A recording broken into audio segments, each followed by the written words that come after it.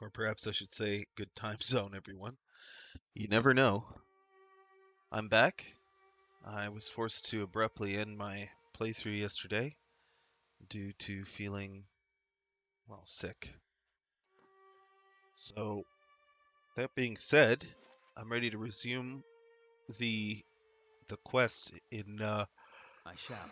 Ondra's temple. I'm not entirely sure what's going on. Still haven't discovered what the Eyeless are all about. And my group, my party actually is starting to get me killed. So I was actually thinking of bringing Zawa back and maybe bringing Pelagina back. I think I can get through it without them. It'll just be a lot easier. They're maxed out. Aravius too. I would love to replace Yeah? him. Oh, with Durance. I don't think this party is built to use a druid. I really I'm need here. CC and then, Ready, Watcher. a killer like either Sagani or uh, in my old party it would be Zawa and to a lesser extent the Yes? Grieving Mother. Kind of basically pure DPS with a dash of CC. Regardless, we'll move forward with the current party we have. Um, we're pretty weak in the sense that we've lost a lot of health, but have plenty of campfires. I'm not a big fan of the whole campfire, how it works.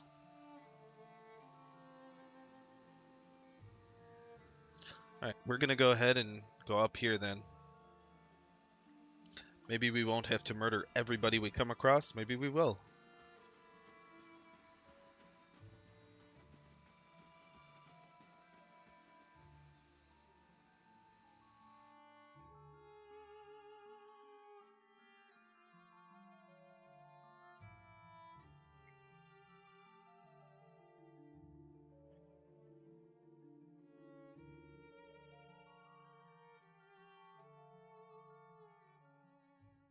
Quiet.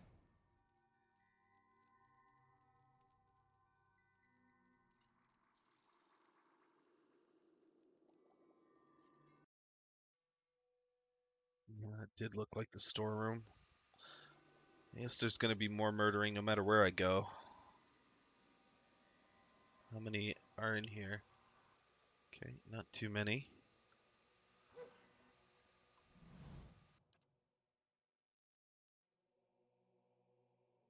Yeah.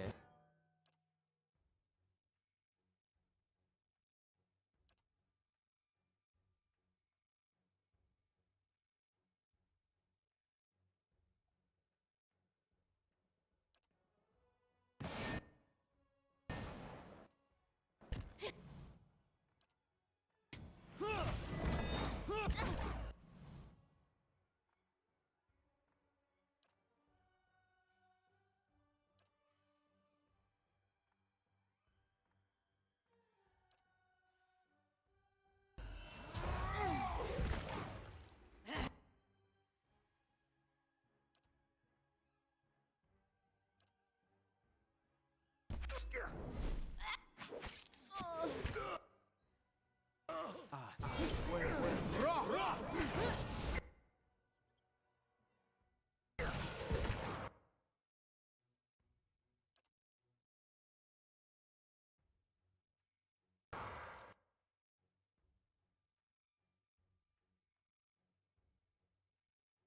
Did we get them with the blind? Okay, we got him. Yeah, we grazed them with it. Well, graze is better than nothing. Let's just focus on the monk and get him killed and out of there.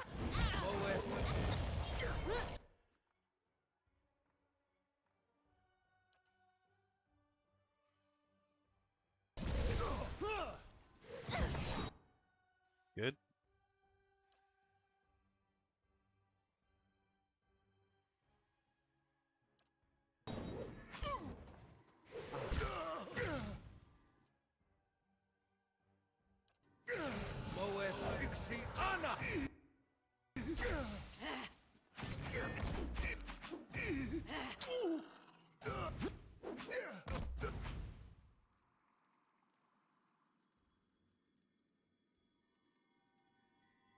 Huh? Oh, haste. A free cast of haste. Nice.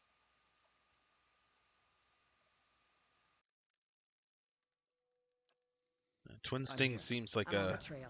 pretty powerful crossbow. Think it would have been good for the grieving mother as well. But then again, that lightning bow is just ridiculous. This is actually really good. Never thought I'd be celebrating vegetables, but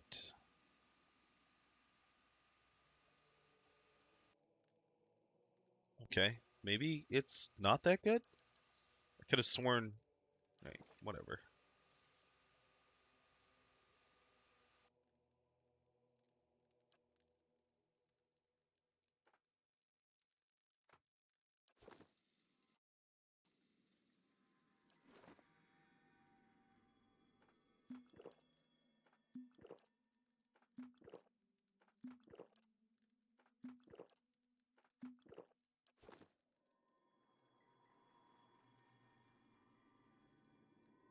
Now this is interesting.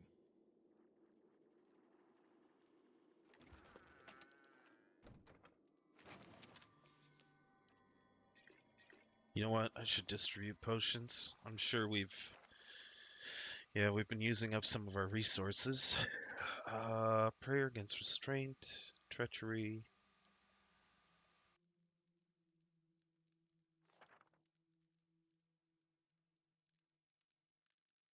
I think restraint is gonna be what I put in there. That's imprisonment. Restraint. We've got Menoletas. I think I'm going to keep revival instead of a heal. What's this? Oh yeah, steadfast. And the Megfolk skull. Yeah.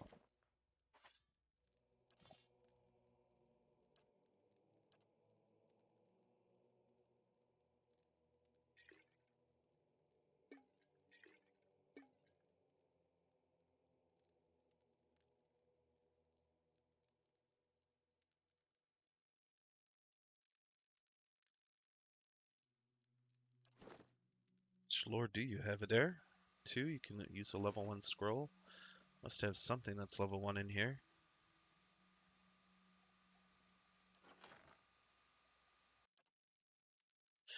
Nope. Well, in that case,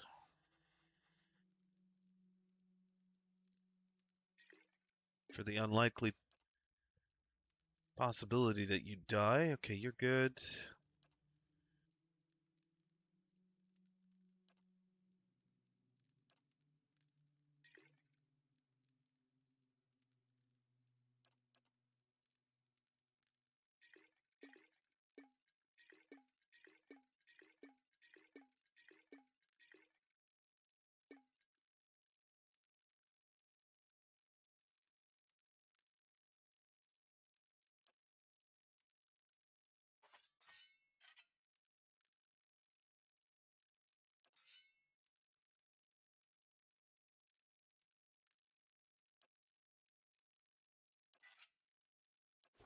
Hmm?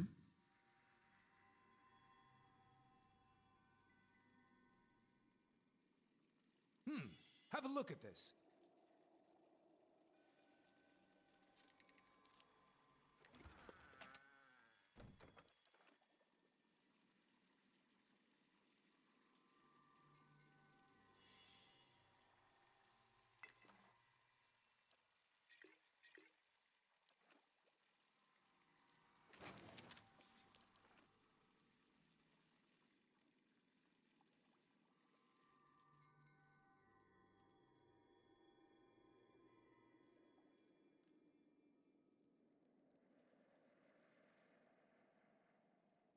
Hmm.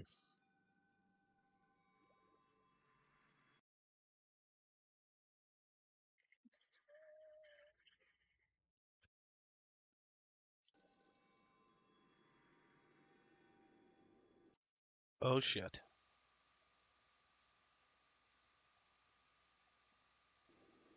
Okay, that is a tremendous amount of them.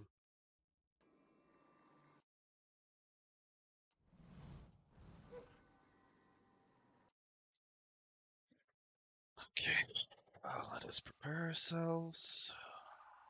Tell me.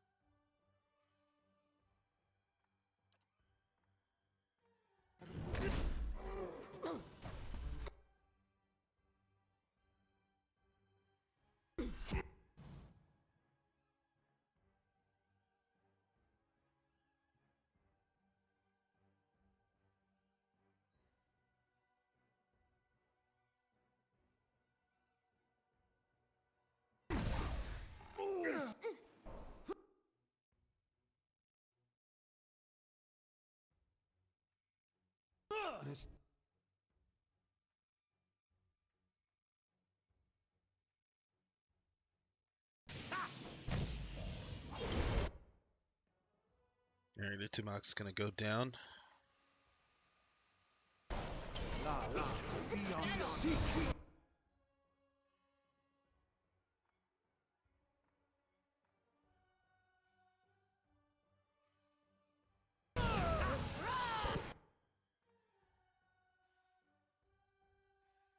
There's nothing I can do about poor Tumak.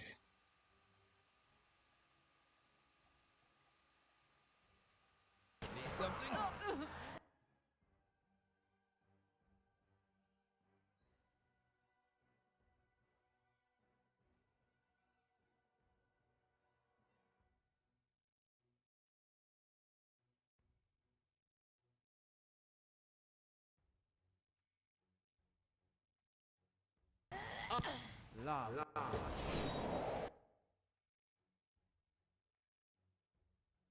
God, how's your deflection so high? Arcane Veil. Oh, okay. Well, in that case.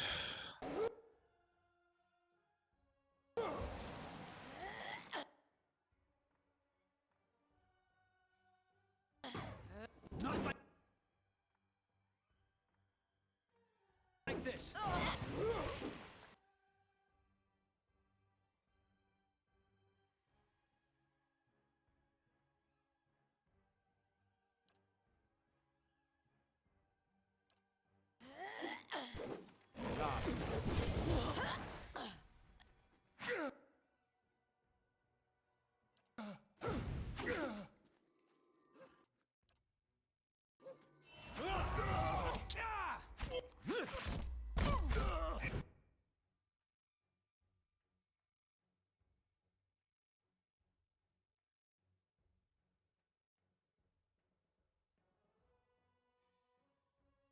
Yes?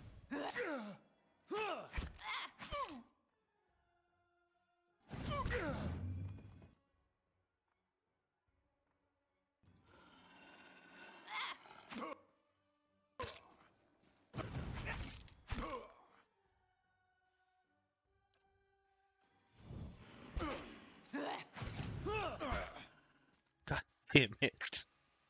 Keep charming him.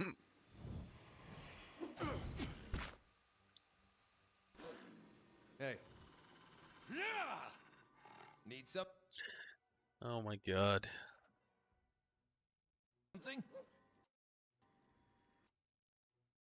Hey. Tell me. Yeah? Here we go.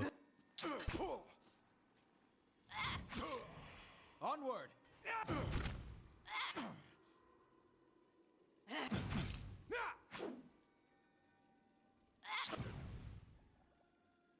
I'm here.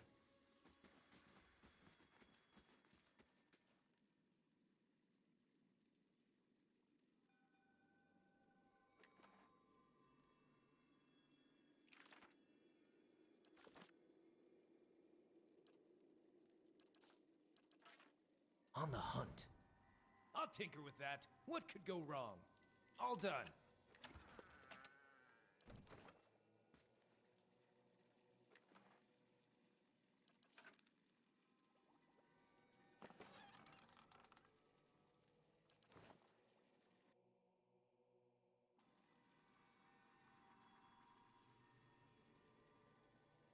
Ready, Watcher. I'm here.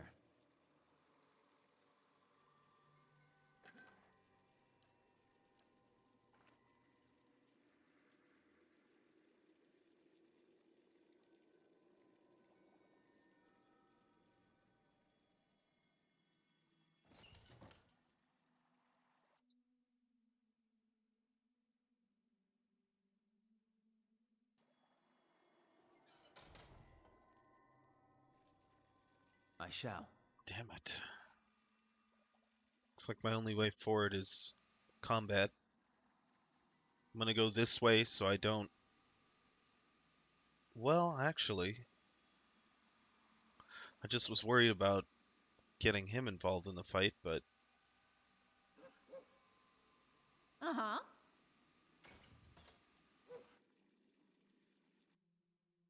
Ah, shit, there are more. I'm not there. Ready, Watcher. Got an arrow for this one. My bow's ready. Ready, Watcher.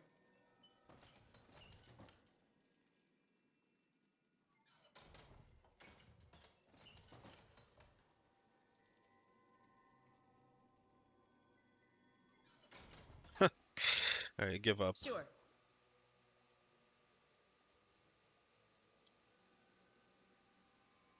After him, eat him off.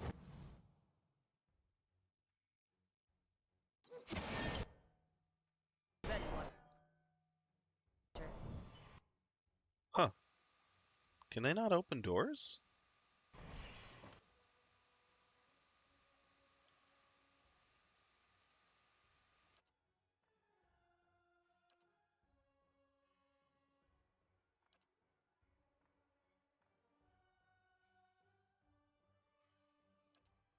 Need something?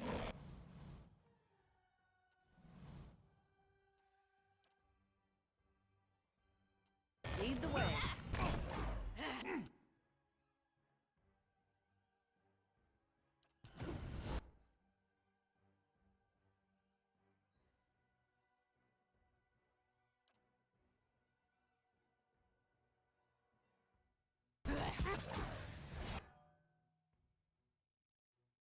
Blow it.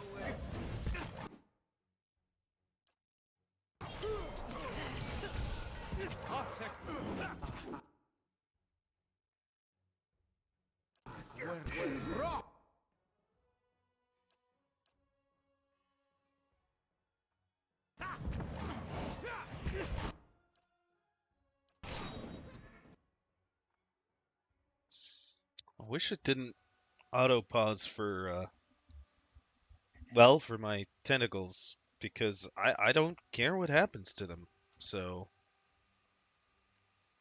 I'm here.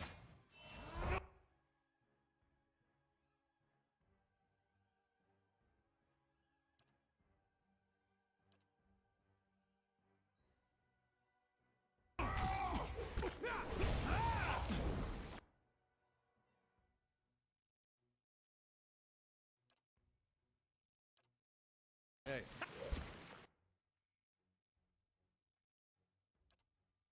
I?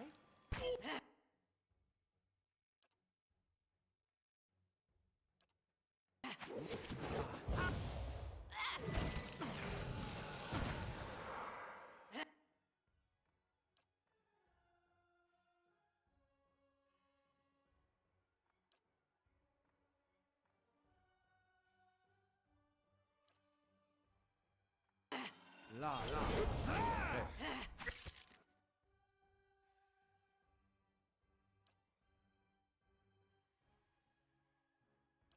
Attack.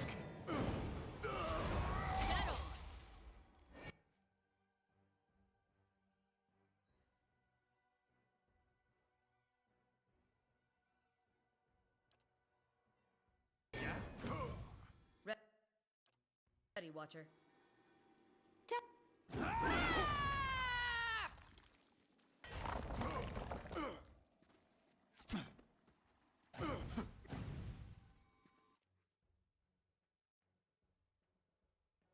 Oh, this guy's dominated forever. Need something?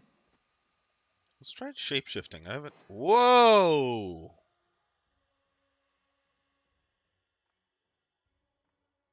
Man, I haven't tried it. I don't know why it took me so long to try that out. That's awesome.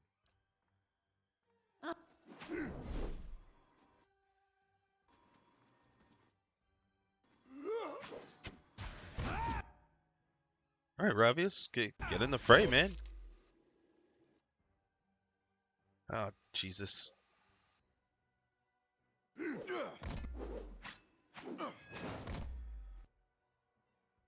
Need.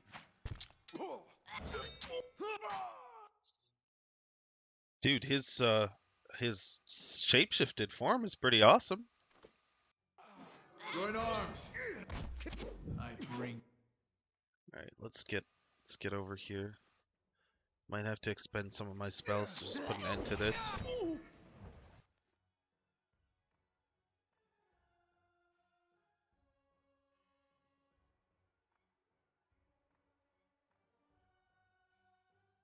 I'm here.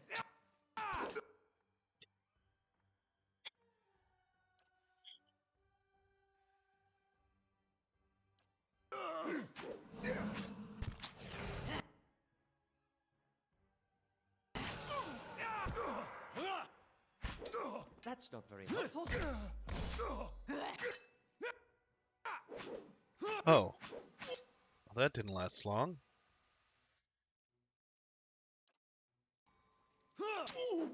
Moe. Dead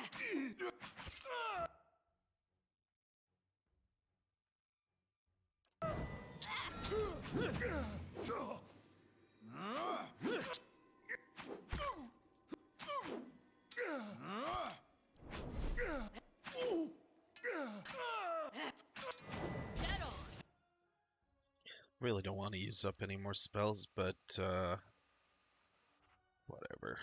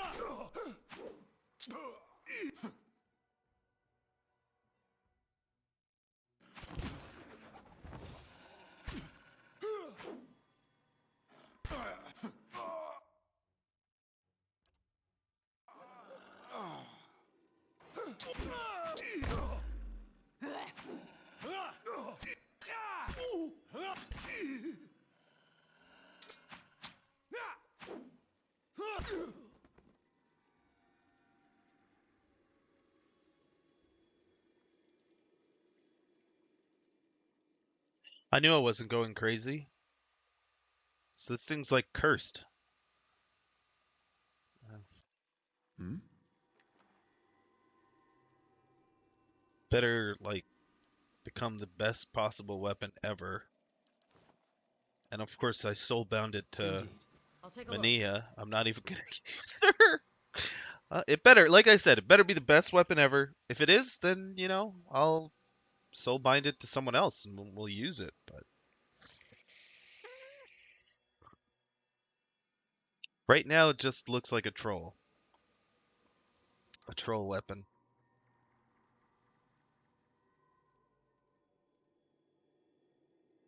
Kind of like the girdle of gender switch.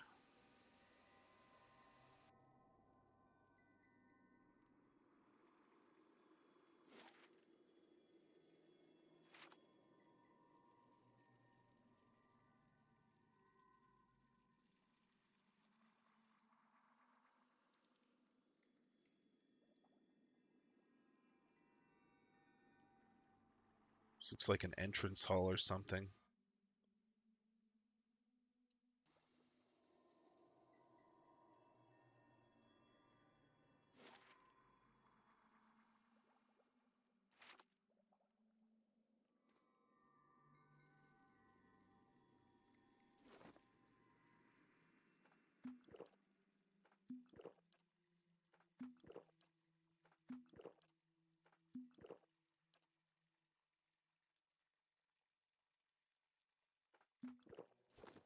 I'm here.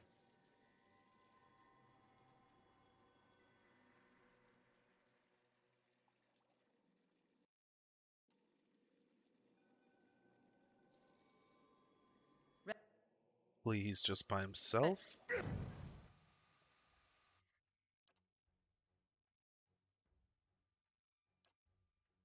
Ready, Watcher. Yeah?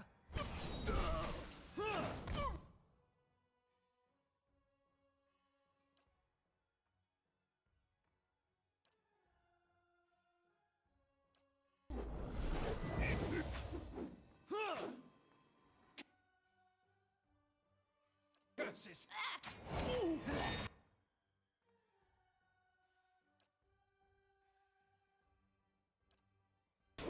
Aztec. Lava.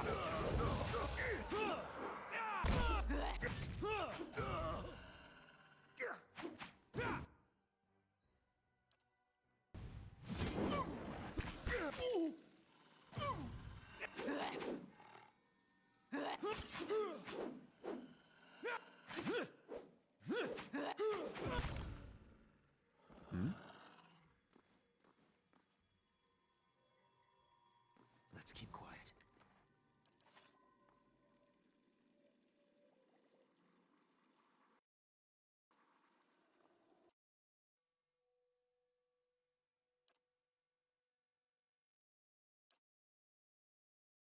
Re-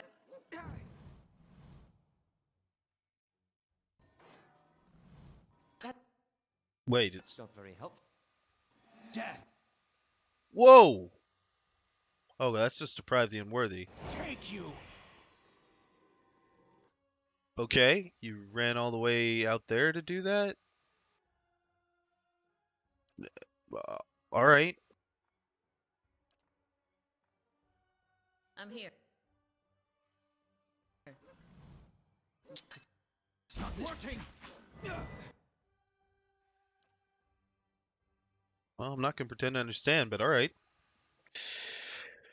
Let's make this, easy peasy here.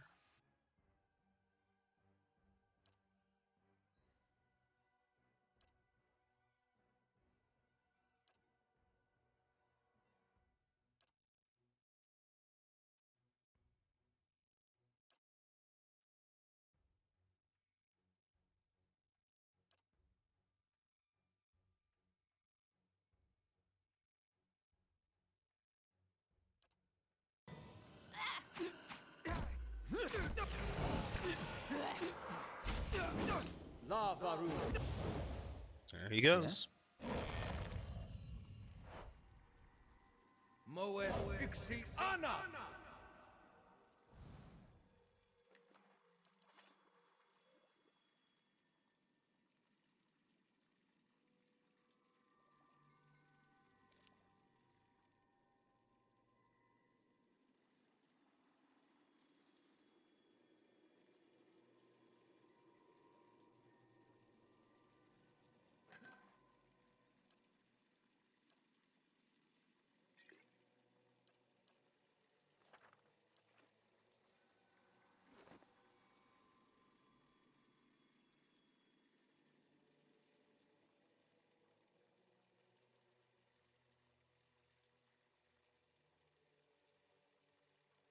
Never thought I'd say this, but I'm running out of scrolls. I suppose that's a good thing, though. I mean, I used to just accumulate them like nobody's business. Hmm?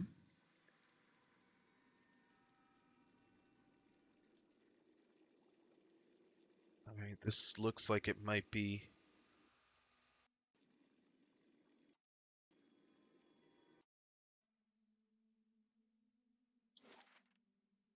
Hall of the Tidal Wave. Alright.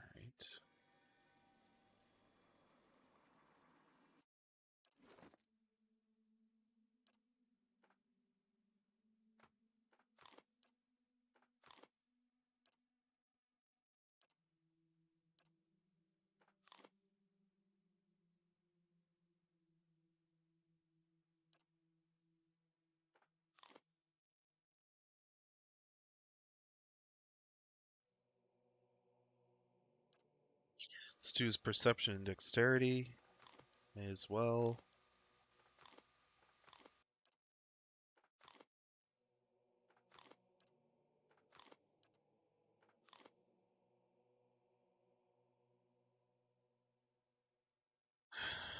Three accuracy and fortitude.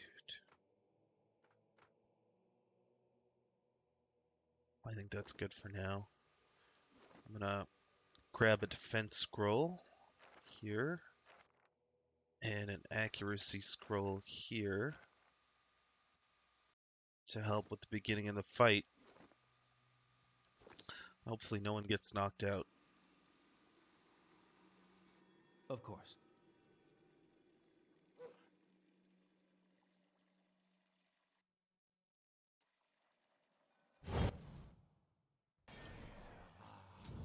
Okay, now tentacles, tentacles, off, position.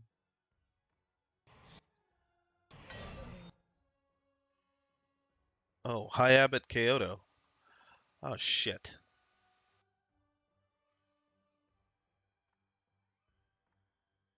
Oh shit.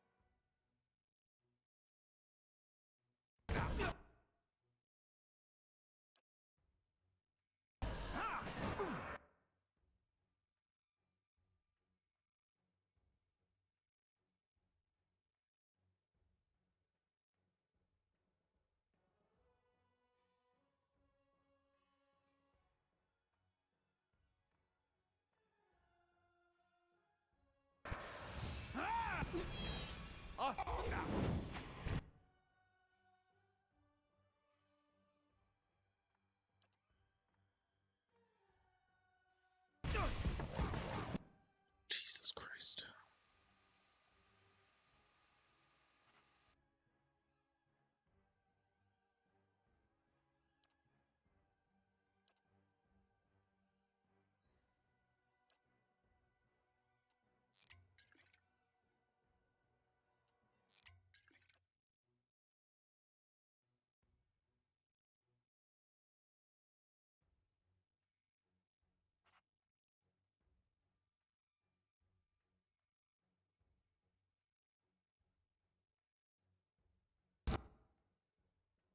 Fuck.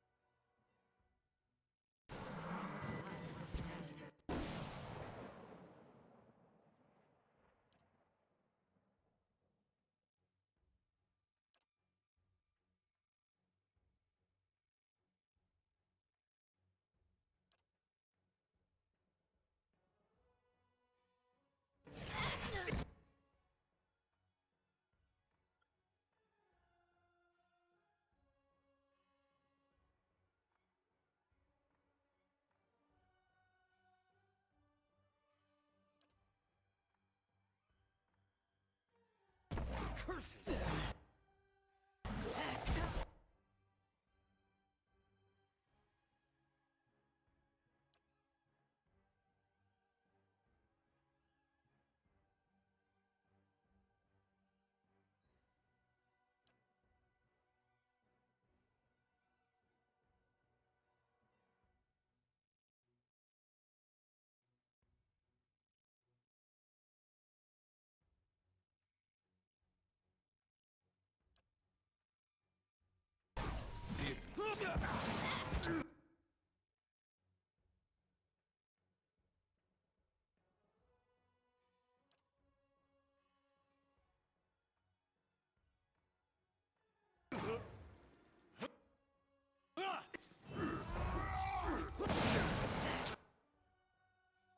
Okay, we missed with both of those. No es bueno.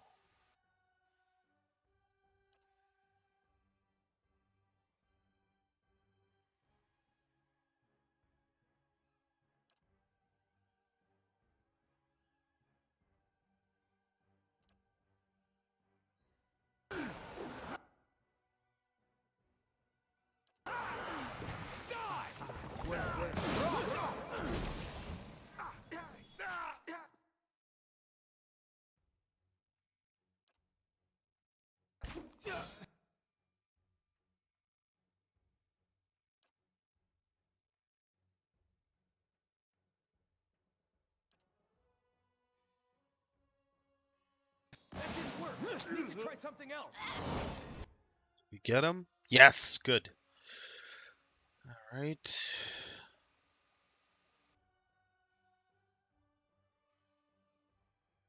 Still have returning storm on you? No. Let's pop it again.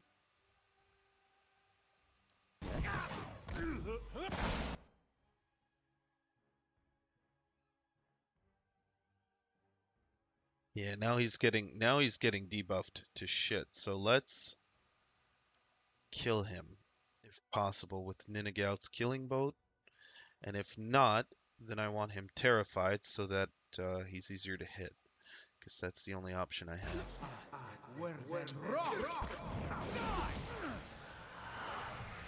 You've made a grave mistake.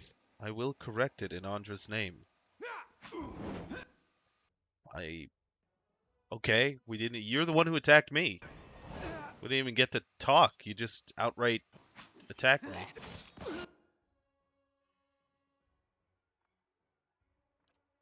I love how I'm being told that I've made a mistake when I literally just got, you know, attacked for virtually no reason. Sure thing. Okay, good.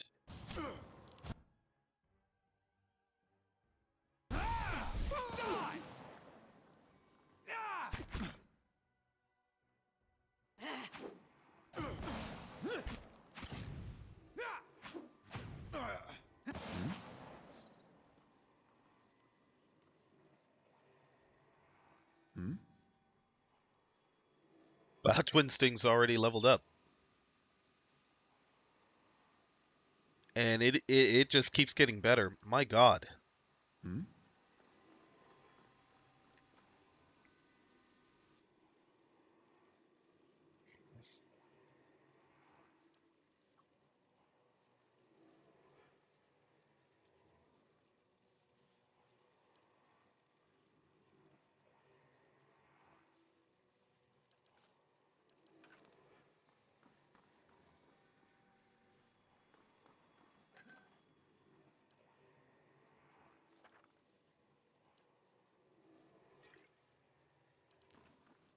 I'll see what's ahead. Oh, I guess that was some deep meditation he was going through.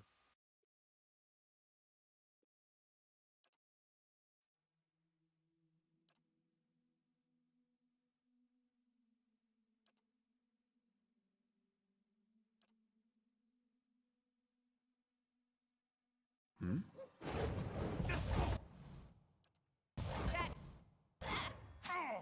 That's not very helpful.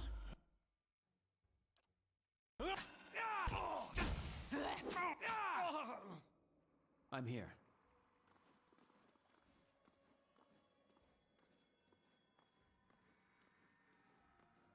I shall. Yeah? Hmm?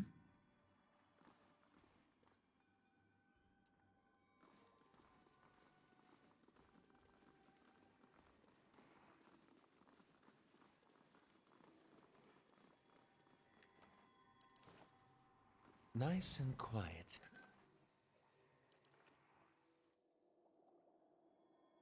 Alright, well, now that I've killed the High Abbot, of course I still don't know why I had to kill him. Now that I have killed him... Wow, that blade really is Lead the looking way. terrible.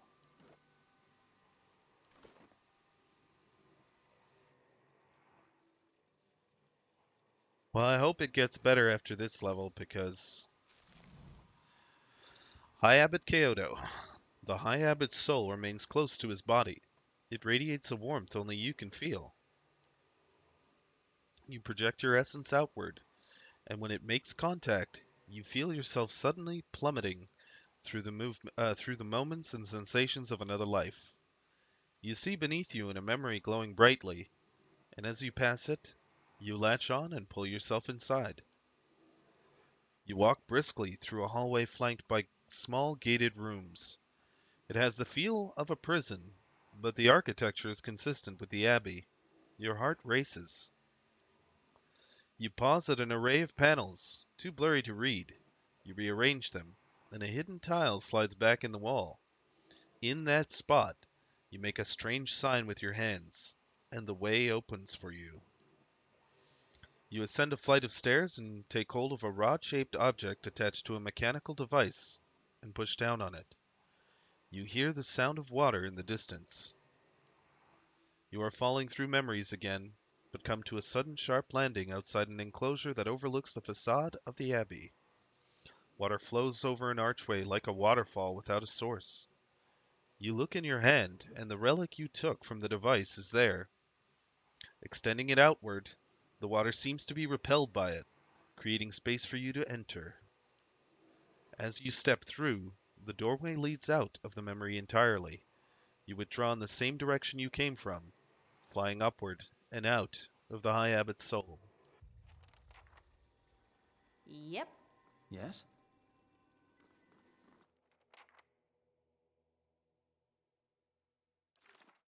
Alright, so, what did I learn exactly?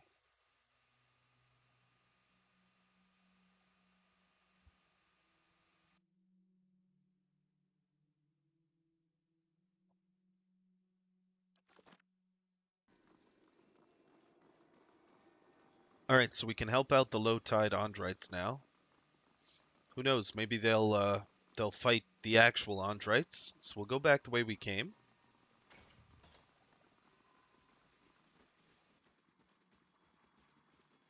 Exhaust a great many of our resources, but I don't think I want to rest just yet.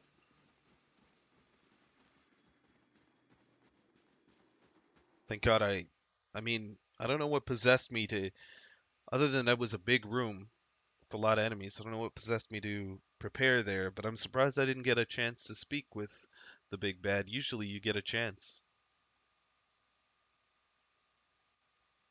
But High Abbot Kyoto was just like, attack.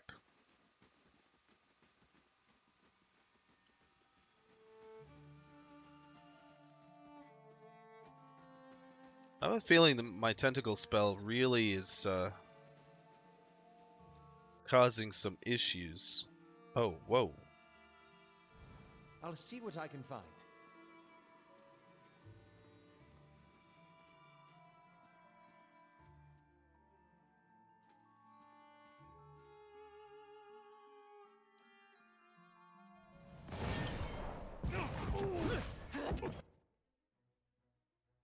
Where did you guys come from?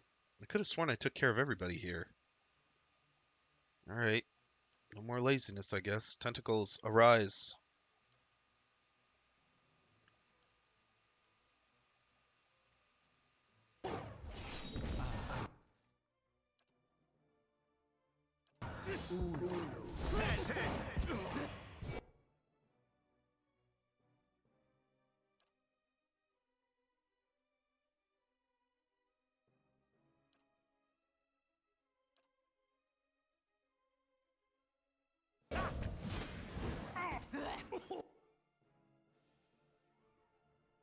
We are under attack! The tentacles, they rise again! Save us! Save us from the Hent enemy!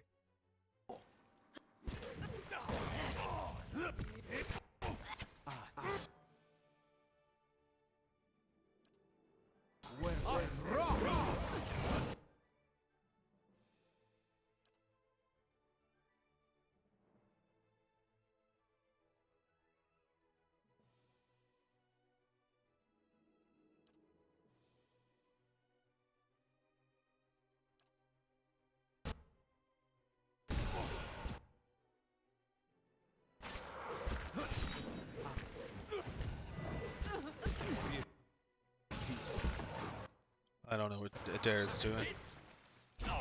This is classic pathfinding right here.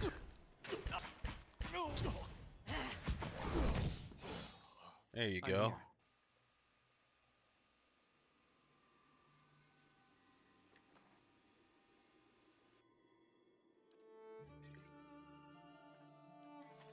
I shall.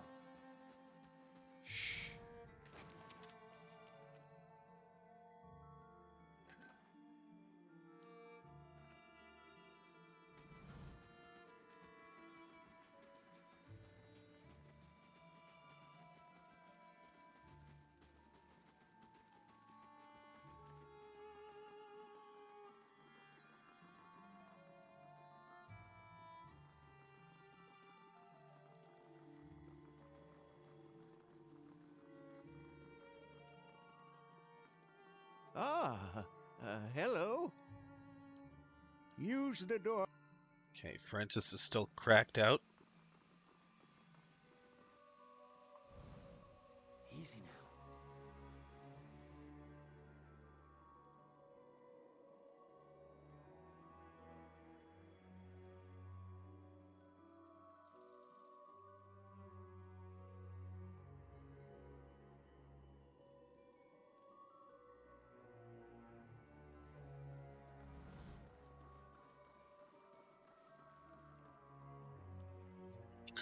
Okay, perform the sign of the tide on the hidden carving. You curl your hand as Kyoto had done, and you position it over the carving of the wave. Then, using your other hand, you trace the arc of the crescent with your index and little fingers. A heavy rumble stirs the ground, and from all around you comes the sound of rushing water.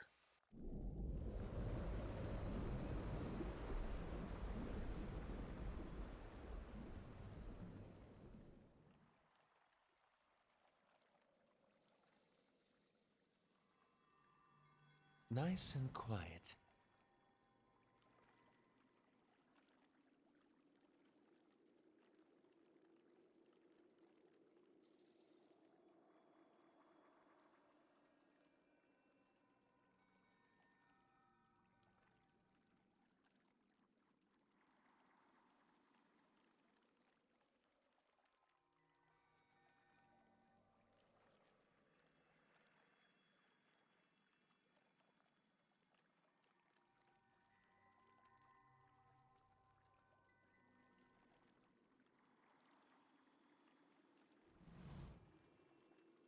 Embedded in the deep, semicircular slab is what looks to be a vessel for the sprinkling of holy water. In this context, however, it also looks more like a lever. There are images engraved on the wall behind it, one of a rising wave and one of an open gate. Right, so they want it to be free. I'll let them go, even though I don't. I mean, it's either kill them or free them. So, in the distance, you hear the mechanical snap of rusted locks and the groan of iron hinges.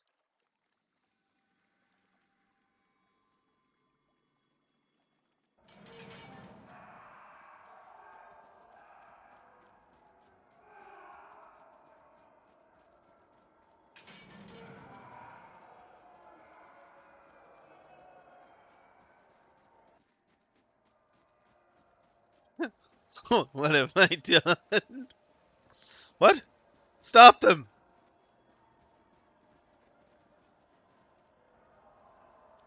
Echoing voices reach your ears. The words are unintelligible, but you can make out laughter, crying, and cheers.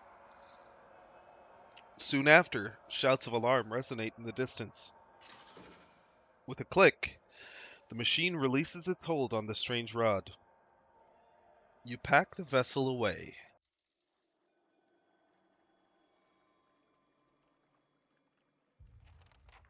Ondra's I'm here. tides.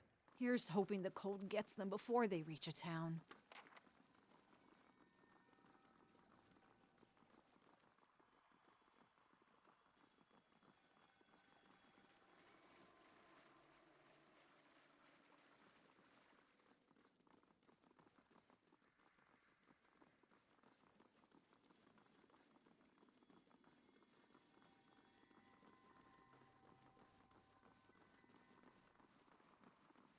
Oh, hey, Ferentis is gone as well.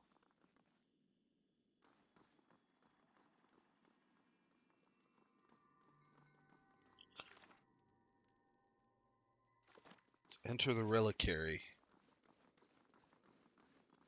I have no idea where the reliquary is.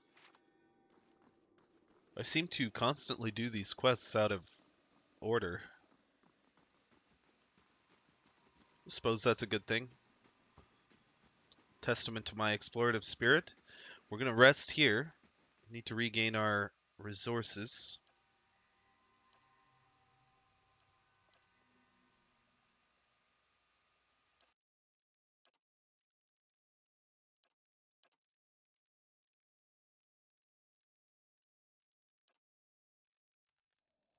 Hmm? Slow and silent.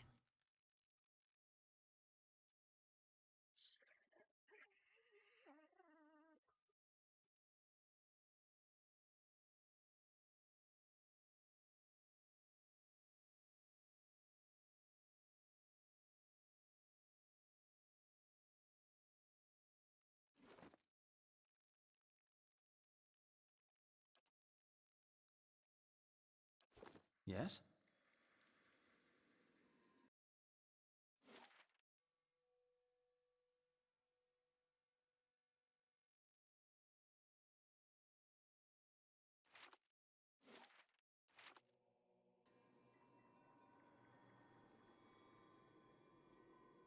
That might be it. Room right there. Or it might be close to the offices of the High Abbot. That Smells like an ocean breeze. We've got to be close. close to what?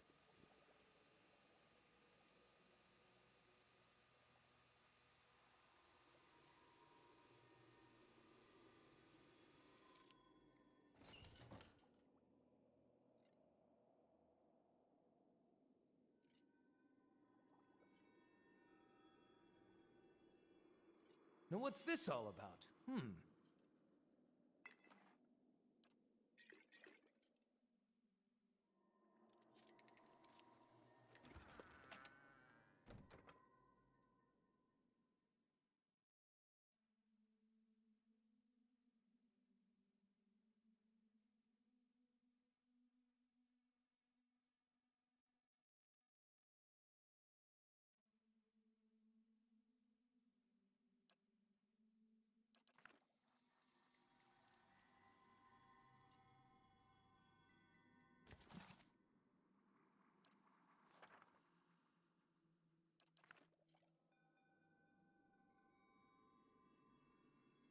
Okay, that provided me with a few answers, but also leaves me with more questions. Was he usurping the position of Ferentin and then attempting to stay in that position forever?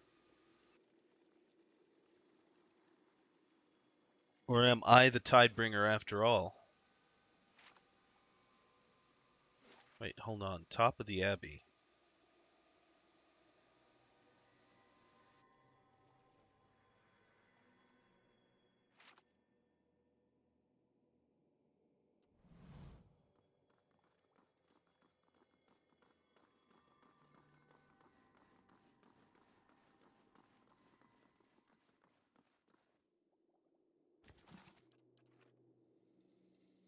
Uh, okay. Guess I can't go that way. Awkward.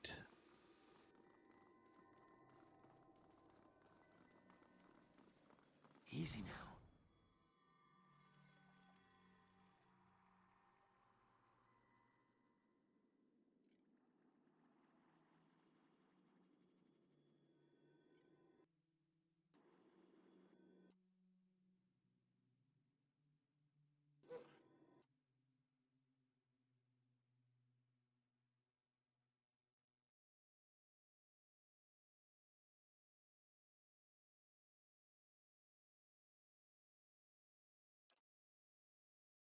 Need something? Ah, thank you.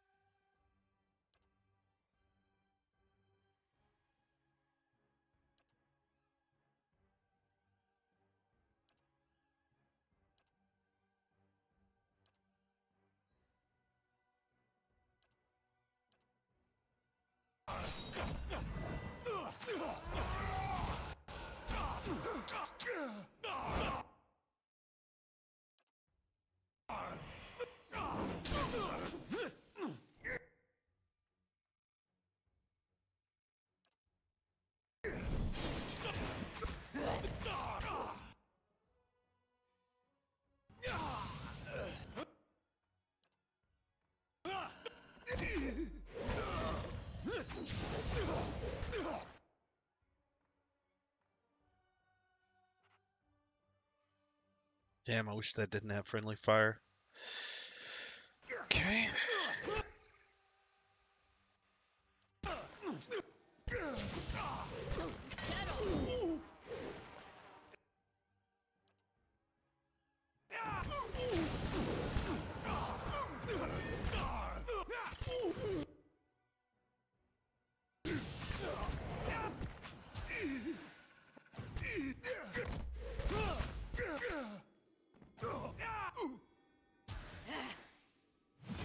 Okay, so I take back what I Yes? said about druids. When they shapeshift, they're awesome.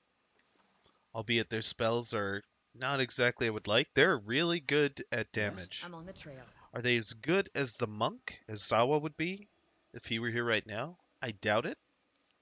They're still pretty good. Now what's this all about?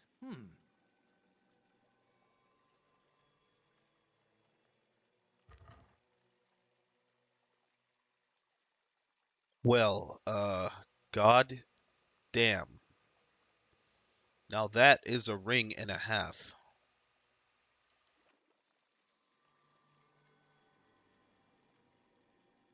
It's here.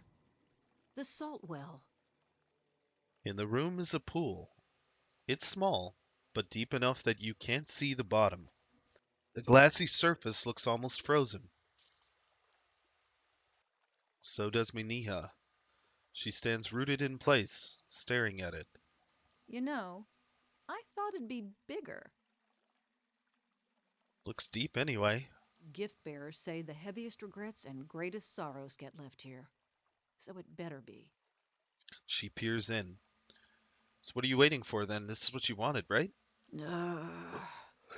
You know how when you've been thinking about something so long, you're worried that when you finally get it, it won't be what you expected? She tugs at one of her bracelets. I mean, for all we know, that thing's just filled with leeches. You're stalling. Don't remind me. Your memory of the massacre has shaped you. Discarding it may change you more than you intend. Or what if the memory of your massacre has prevented you from committing a similar crime? That was my soul, but it wasn't me. I was a different person, shaped by a different past. I don't think I could do anything so awful now. Her hands are clenched in front of her, and her brow is furrowed in determination. Despite it all, she sounds like she's asking a question. This memory has shaped you and taught you restraint. Without it, you might choose differently. She lets out a long, slow breath. I was afraid you'd say something like that. She stares at the well for several seconds. My parents always said that anything that seems too good to be true probably is. You spend so much time searching for a way to fix what's broken. You don't see that the fixing would only break something else. She kicks a pebble into the pool. It falls in without so much as a ripple. Only one thing left to do. She looks back at you. Mania pulls a rolled cloth bundle out of her pack. You recall seeing it earlier. She snaps the leather cords that bind it and unfolds it to reveal a wine bottle. Took this from the Marchezo cellar the night I was awakened. One of the finest vintages there. Been saving it to celebrate my new start. I think it's time to open it. She jams the knife into the cork and twists it out with a squeaking pop. A lush, jammy aroma wafts from the bottle. She holds it under her nose and breathes deeply. Putting the bottle to her lips, she tilts her head back. After a long, slow drink, she smacks her lips. A few years past its peak. Good thing we're enjoying it now. She swirls the wine in the bottle before holding it out to you. Take a drink. The best burdens are the ones you share. Mania passes you the bottle. An unpleasant sharpness has crept into the wine, but it's an enjoyable draught all the same. Together, you finish the bottle. Time to make some good memories. She wipes her mouth with the back of her hand. That was it? That was her quest? Oh, I like it. I like how it ended. I'm glad she didn't decide to wipe her memory out, that I had a I'm choice on the trail. I'll take you with influencing that. her. What could go wrong? St. Michael's Cudgel. It's persecuting. Interesting. Indeed. Any other hidden treasures here?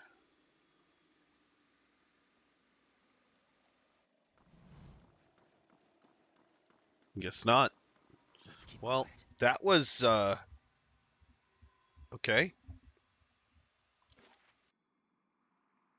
Where the hell is this reliquary? Is it in here? I doubt it. Well, maybe it is. I obviously couldn't go upstairs through here, which is really strange. This looks like a library of some sort. Oh boy.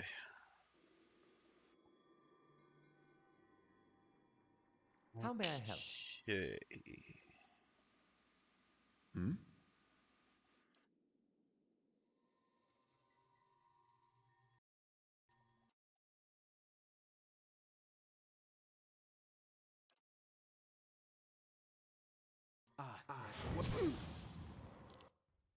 Uh,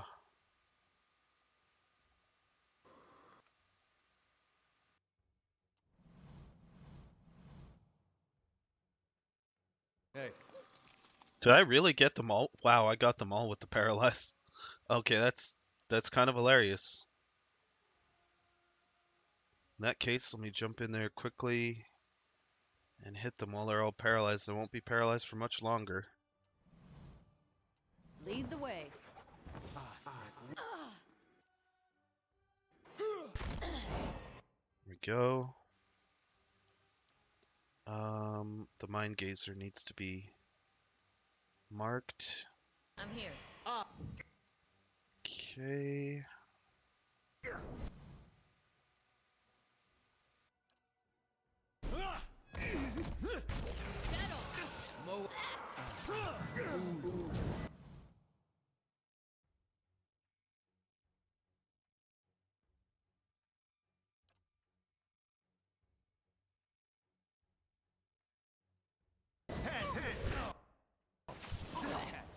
let me try again.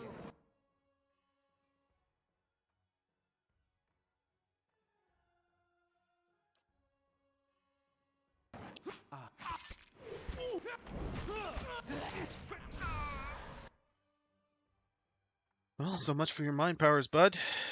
Okay, Spellseer, you're next.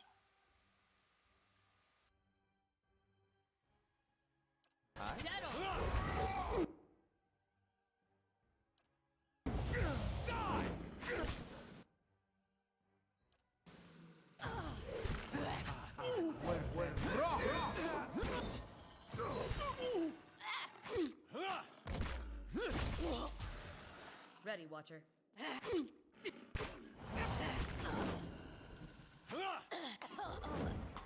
Yes?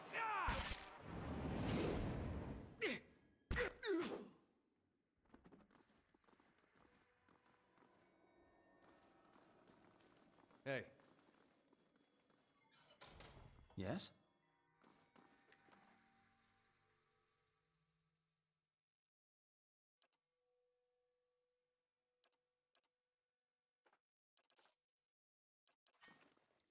I'll see what I can find.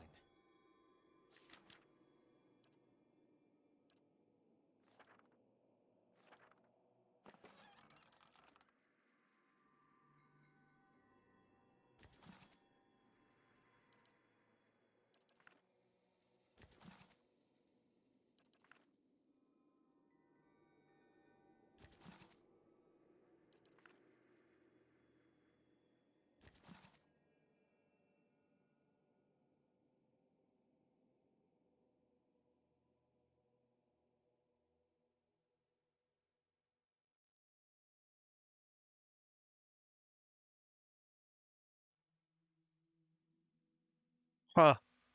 This was the answer to the puzzle.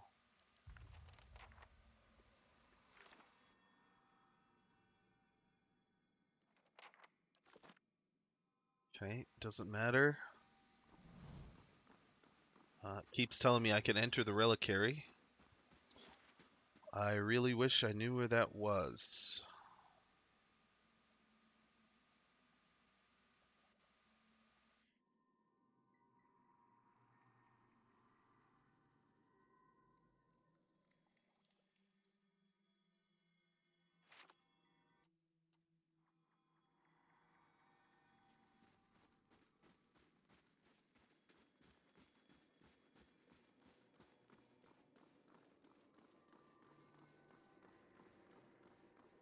I'm on the trail.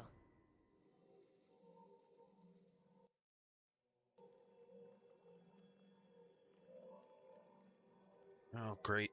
Here we go again.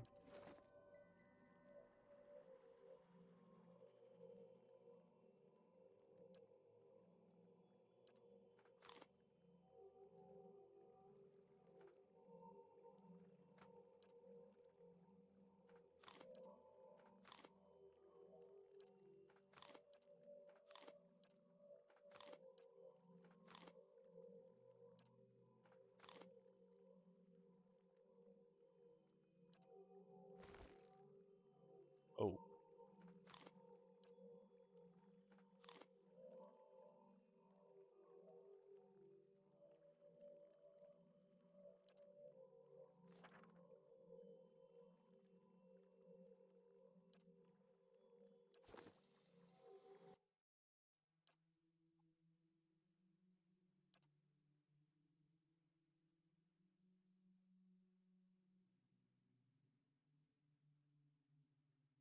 How may I help? Ah, thank.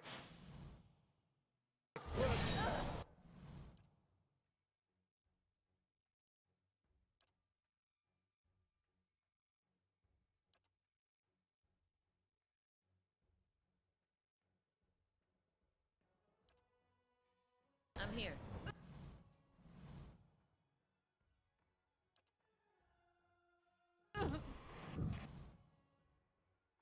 Death, take you!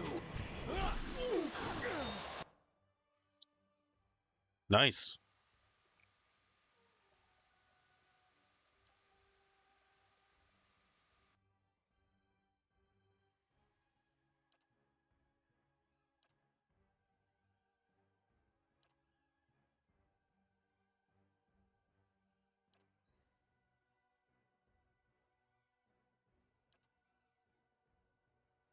Lead the way.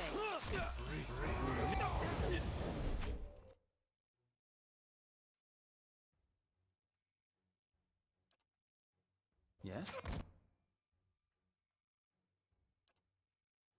I? Ah, thank word and rough!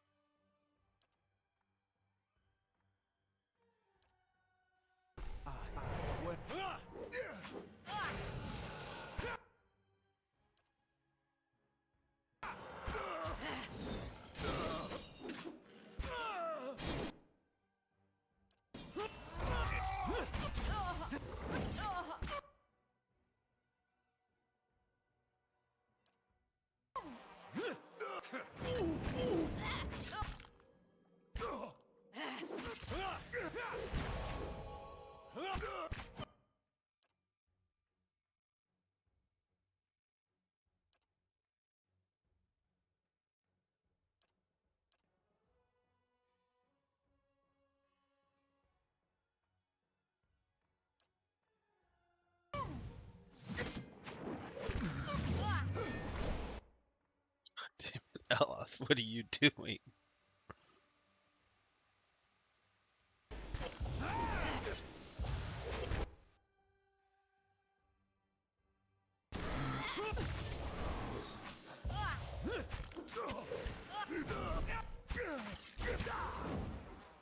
Yes? Ah, thank word and rough!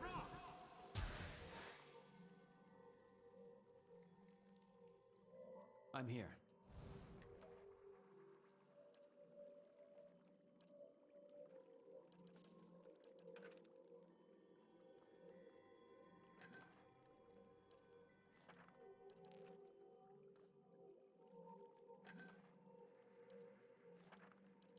Indeed.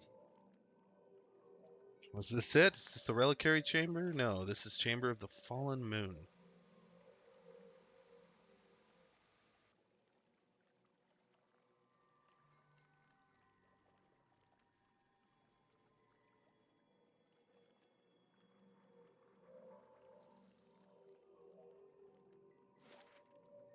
Well, I guess it must be somewhere this way? Or I've missed it? Odd.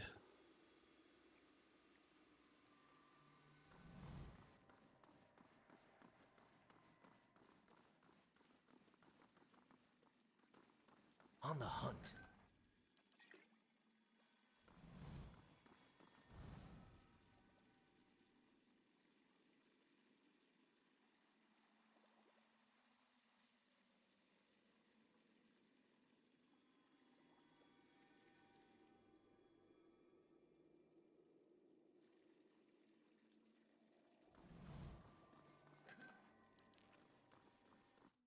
What's this lead? The reliquary. Okay, good. I'm on the trail.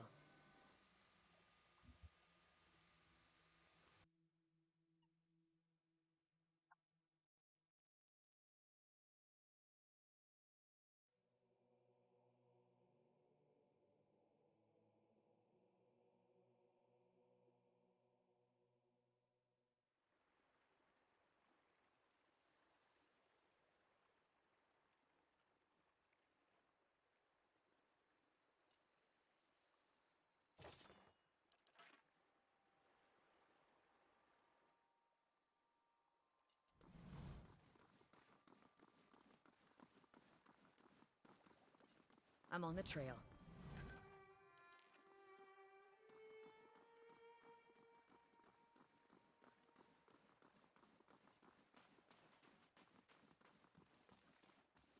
I'm on the trail.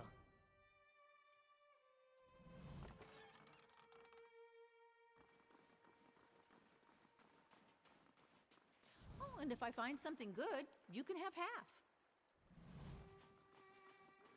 Alright, time to figure out what the hell is going on.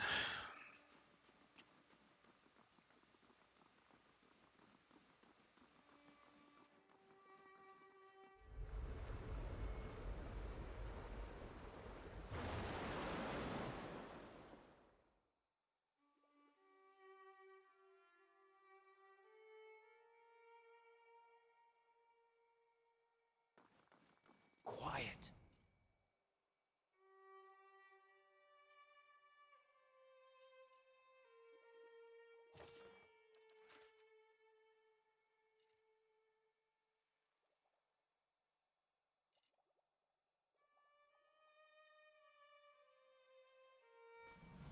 Easy now.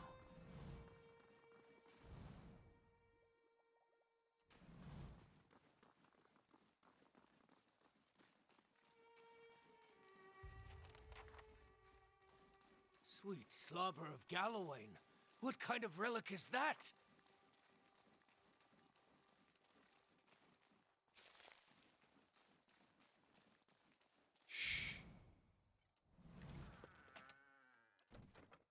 Let's find out.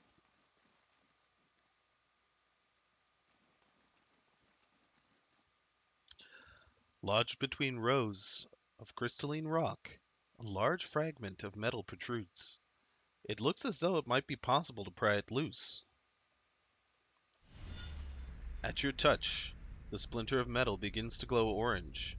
Heat surges up your hands and your arms and envelops you with such intensity you feel as though you are melting down. The heat spreads to the world around you, turns it orange, then yellow, finally white. The ground, the sky, everything around you drips in molten globs and begins to take shape beneath you as if in an invisible mold. You and the shard are the last things to melt and fall, and your addition to the molten pool completes the shape of an immense hammer. The metal cools as quickly as it has heated.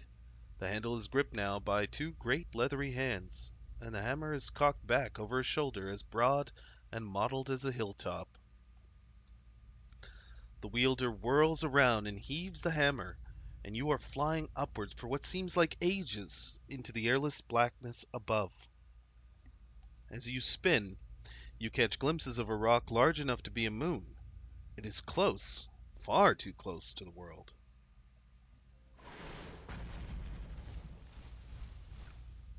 The force of the impact shatters hammer and stone alike. The rock is redirected outward, but a section of the front face is cleaved off and begins to fall, splintering apart at the cracks. In 100,000 fragments, blossoming outward in all directions, debris showers the atmosphere, trailing smoke and fire. Below, land and sea are far off, but gradually rising up. To the land, features are becoming clearer by the moment as you streak towards the earth. You are launched in an enormous boulder, falling among other small fragments that heat and burst around you on all sides.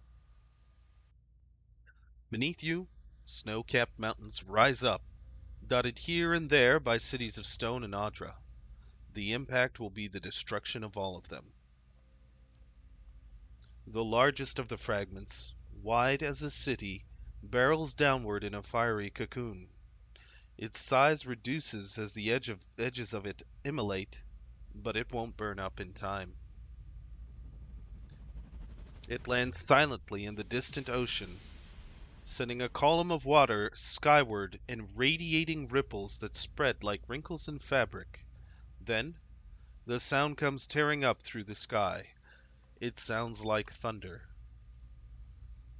The shadow of your rock fragment is visible now, getting larger by the second. You are moments away from striking the ground when a massive shape throws itself into your path. The last thing you hear sounds like another rumbling impact, but that is not what it is. It's a chuckle, relieved, breathless. You hear two words: made it. Everything goes dark. You open your eyes. The metal hammer fragment has come free, and you now hold it in your hands. It is warm to the touch. The air around you is suddenly turbulent, spiteful. A cold, damp wind whips your face. Salt crystals collect in your nostrils and the creases of your eyes. The floor below you becomes blue-gray and glassy, churning and roiling, and when you fall, you crash through water. Violent waves hurl and spin you. Something slithers around your ankles and seizes you with incredible strength. It begins to drag you down into silty depths. When the pulling stops, you are hovering at the center of an endless blue abyss. You can see neither surface nor floor. You seem to be facing downward, but there is no way to be sure. A voice sounds from everywhere at once, and the immense pressure wave of each utterance sends you reeling. Deceitful wretch! Grave robber! You who dig for that which you did not bury, speak! Explain yourself and be judged. Oh, I'm speaking to a goddess. Well, um, I have to think about this, and also I have to go use the bathroom. So I'll be right back, but I have to think about how I'm going to deal with this goddess. I am no god, just a watcher, so I probably should be careful. So quick bio break, guys. Won't be too long, about a minute or more.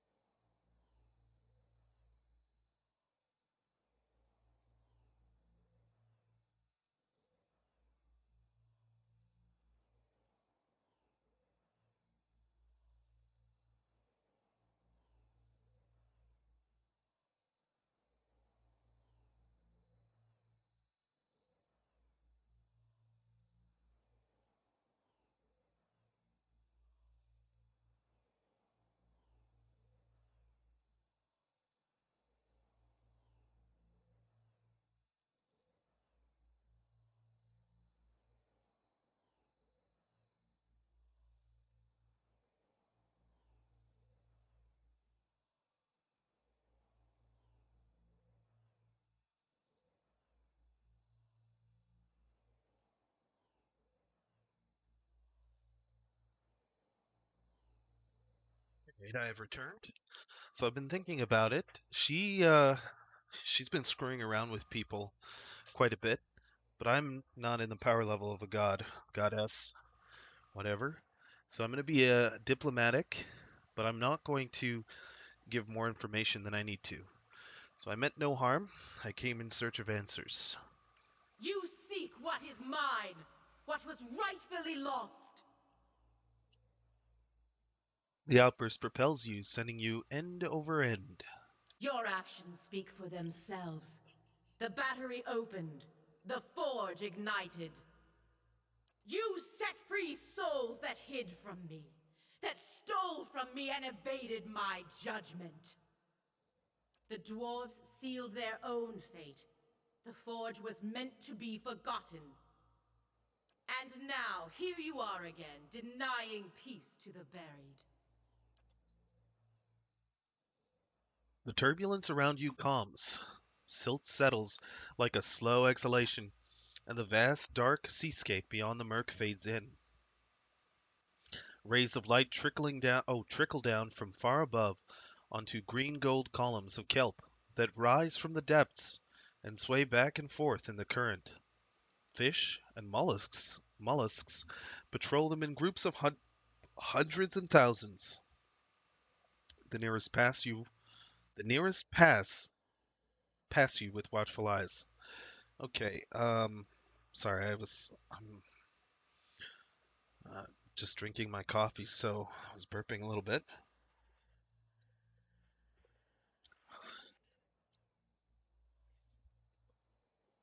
What are the bones of one god doing sealed in the temple of another? That was a god? The army that destroyed the dwarves, the Eyeless, are they yours? I already know they're Abaddon's, but whatever, let's ask this. What the world casts aside, I take into my care. A thing may be forgotten, but it is never alone as long as I am here. They were lost children, abandoned, fixed on a purpose that no longer had meaning. Hmm. I took them in, gave them new purpose. I did not create them, but yes, they are mine. What new purpose did you give them? Some things that are forgotten must never be remembered.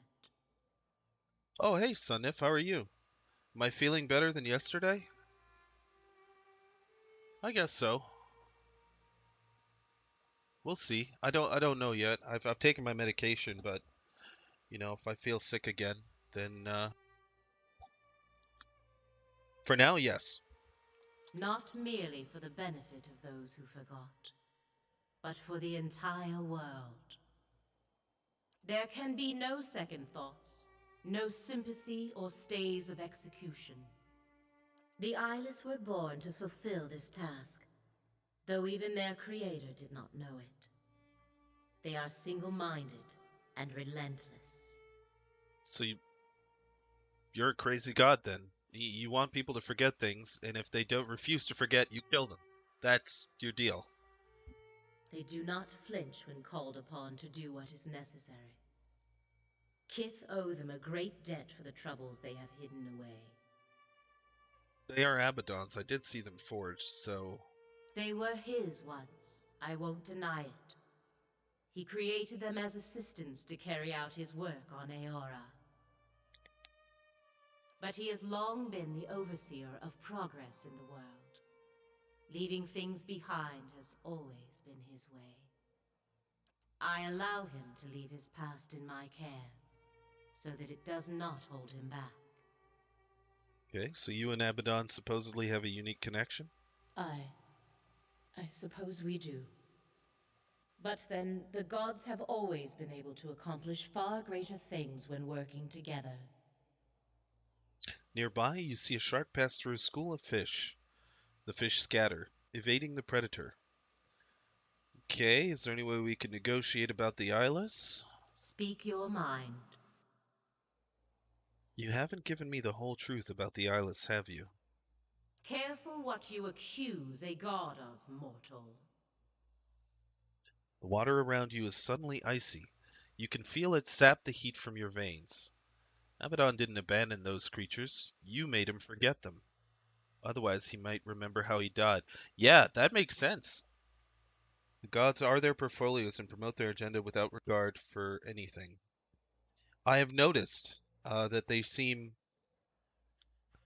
I guess, insane is as good a word as any, but I was going to say singularly focused, and that really makes them,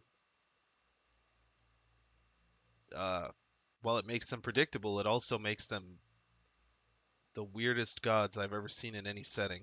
Even like Loth or Bane or all the gods in Forgotten Realms would fall into those tropes, but they were flexible. Flexibility just seems more natural than anything else. Rarely is something as insane. You know what? Insane was a good point. And what if I did, mortal?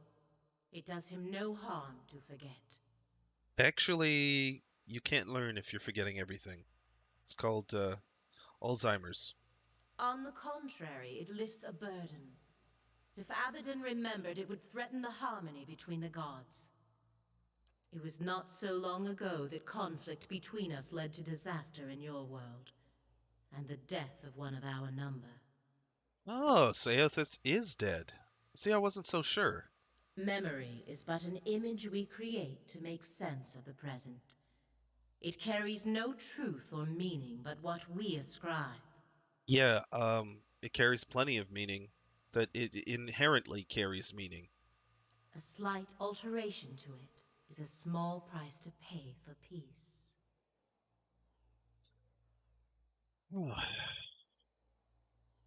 I think it's wrong to deceive anybody. It's just a waste of time. But do I tell that to Ondra? Fuck it. Memory deceives. It distorts. It reimagines. This is no different. You know, she is willing to talk this out. I'm surprised she hasn't smited me yet. The peace between the gods is already fragile. It will not withstand another shock. You may ask. So why do you want the Forge forgotten? It was never meant for mortal use. Such power, such truths lie within it. It can bring only ruin. When the Pargrunin came to the White March, they were peaceful. They shared common beliefs and purpose. Their visions for the Forge tore them apart. You have seen this for yourself. They would have destroyed themselves in the end. I mean, we'll never know because you didn't give it a chance. You need only look to the history of your own civilization for assurance. Okay, that's a fair point. How many wars, how many fallen empires might have been averted if only their leaders could forget the objects of their ambition? Yeah, I mourned the loss of the that's fair. Pargrunin. Misfortune brought them here. They did not deserve to end so soon. So why is Abaddon here? Well, his dead body anyway. Do not play coy with a god, Watcher. I know you have seen his death. I feel it whenever a forgotten thing is taken from me. Abidin did not deserve to die here. This place, it was the least I could do to give his remains some privacy. Did you kill him? The least I could do for ending his life. The light drains from your surroundings. The kelp forest becomes a copse of black tendrils, stark and twisted as regret. She did kill him. I called the moon down to me. Ioni brother. It was against his wishes. He would not listen to reason. Would not listen to me. In his madness, he splintered the moon. But it was not enough. The greatest of the fragments still fell toward that which he would protect. In the end, he took position where it would fall, and absorbed the impact himself. Uh, okay. Yeah, no, I'm back towards they're insane. You say they are essentially not human anymore? Anymore, huh? So, see, this is why you gotta be careful with me, son. If now I'm reading, see, I don't know yet. but I'm paying attention to everything. So they were human once? Is that what you're saying? You don't have to answer. Probably best you don't spoil it for me. But were they human once? Huh. I thought Balafa and Kadblo. Okay, The only sure. brother is their smaller sibling, tiny next to them. Okay, bringing a moon down onto the planet. Small enough that the world would survive its impact. You're insane. So why the temple? Why the secrecy? That time has been forgotten now, and so his death belongs to me. Everything he was before the impact. You killed him. You can't be. Yeah, exactly. Current surges through the kelp bed, pushing each plant sideways like saplings in a hurricane and propelling you backward amidst a torrent of wayward fish. No! He cannot know! He must never know! Understand, he was not always as he is now.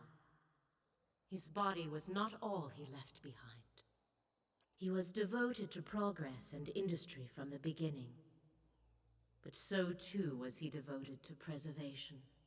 So you're not really allies. You made him forget because part of your portfolio conflicted with his. You're a psycho god. In those times, he would let nothing go. Nothing could be forgotten. His will was iron long before his body. We agreed long ago, all of us, not to alter the course of Kith's civilization. Not directly. Not unless there were no other choice. But in this matter, there was no other choice. He understood that as well as anyone. It was for duty that he opposed it. I would have stopped it if I could, but by then it was too late. Time has finished much of what I started. I cannot tell you that, mortal, for fear of undoing all its costly work. The other gods knew what had to be done, Dropping a but they moon onto lacked the the will world to had go to be through with done? it. Even gods have their attachments. To erase all knowledge of such a grand thing required unthinkable devastation. The Eastern Reach, Deadfire. Mine was the only solution. Uh-huh. When I called down Ione Brother, they remained silent. Even Abaddon. He knew it was for the best. You guys get together, say you won't interfere with human situations, or people situations, unless it's dire, and then your interference is calling an entire moon down on your planet. Yeah, seems good. So if that's the same thing, yeah, seems good. Seems, yeah. But he tried to stop it all the same. Perhaps deep down I knew he would. I should have expected it. I could have stopped it. You, I, You may ask.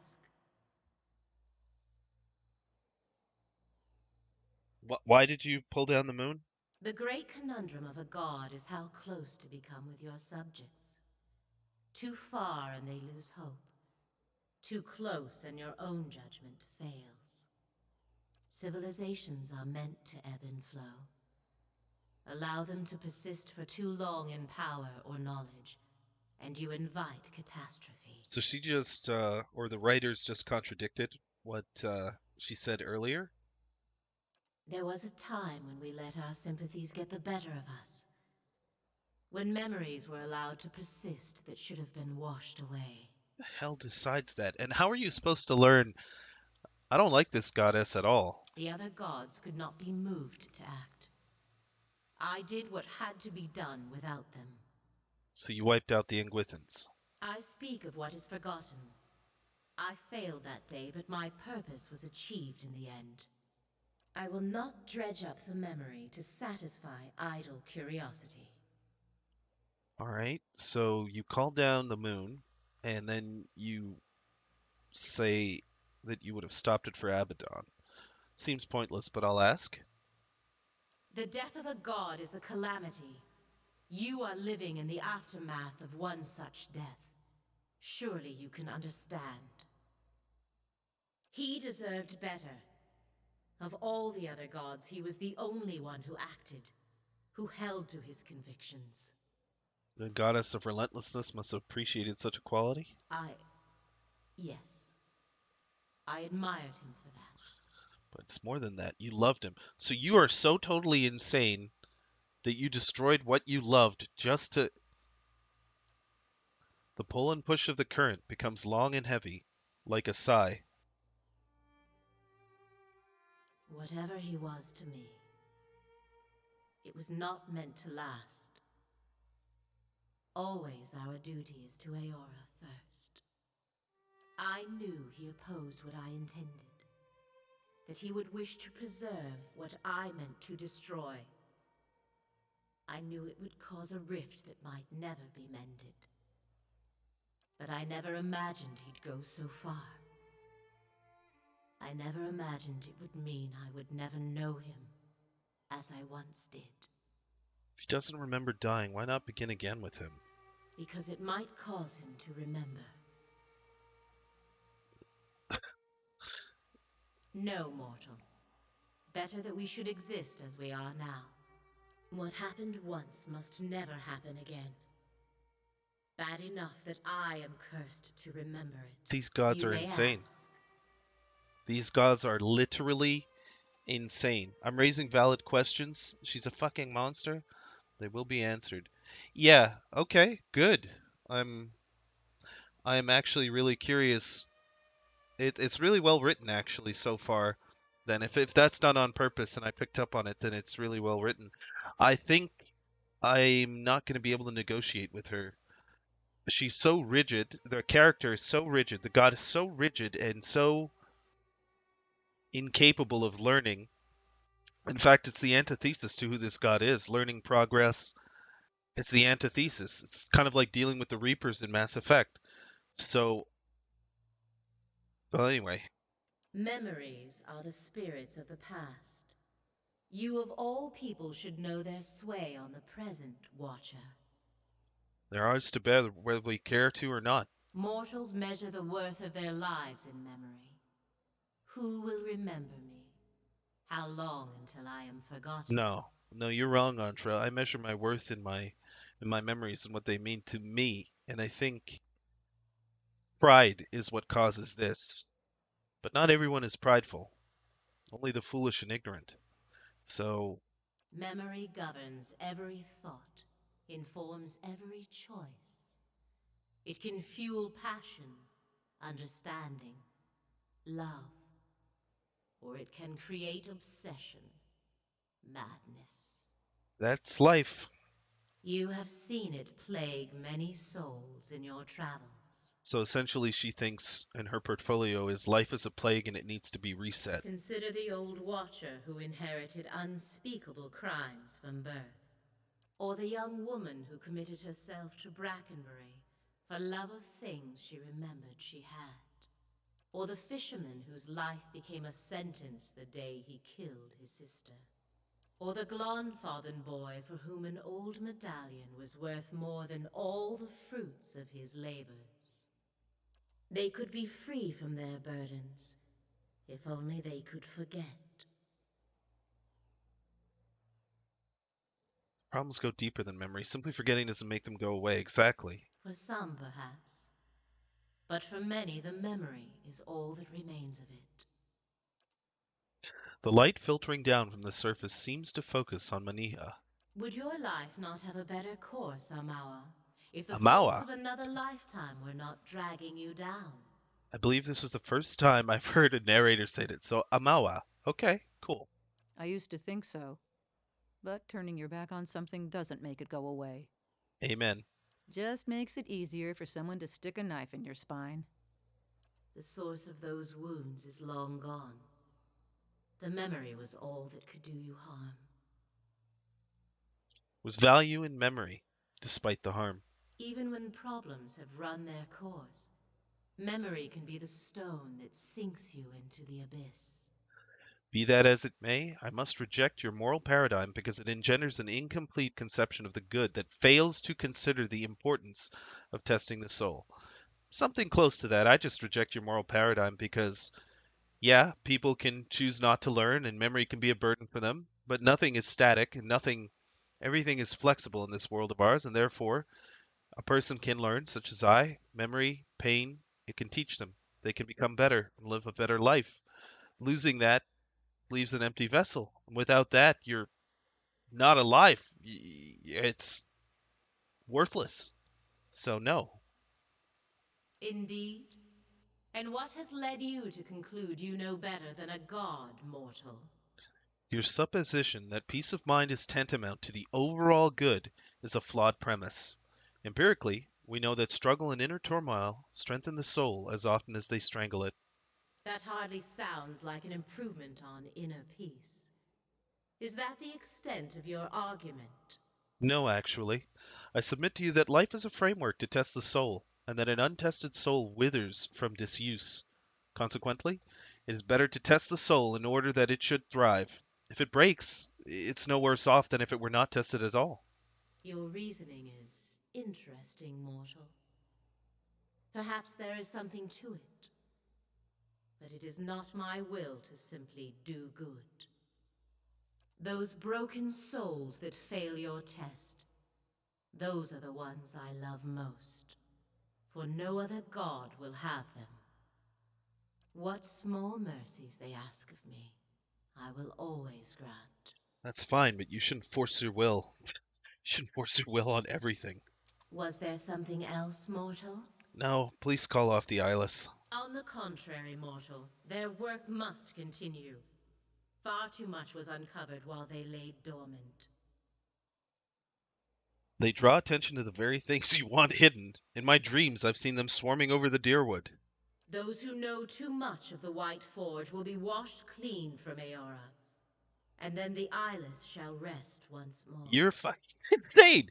This is some lone tribe of dwarves. The Forge sees visitors from all over now.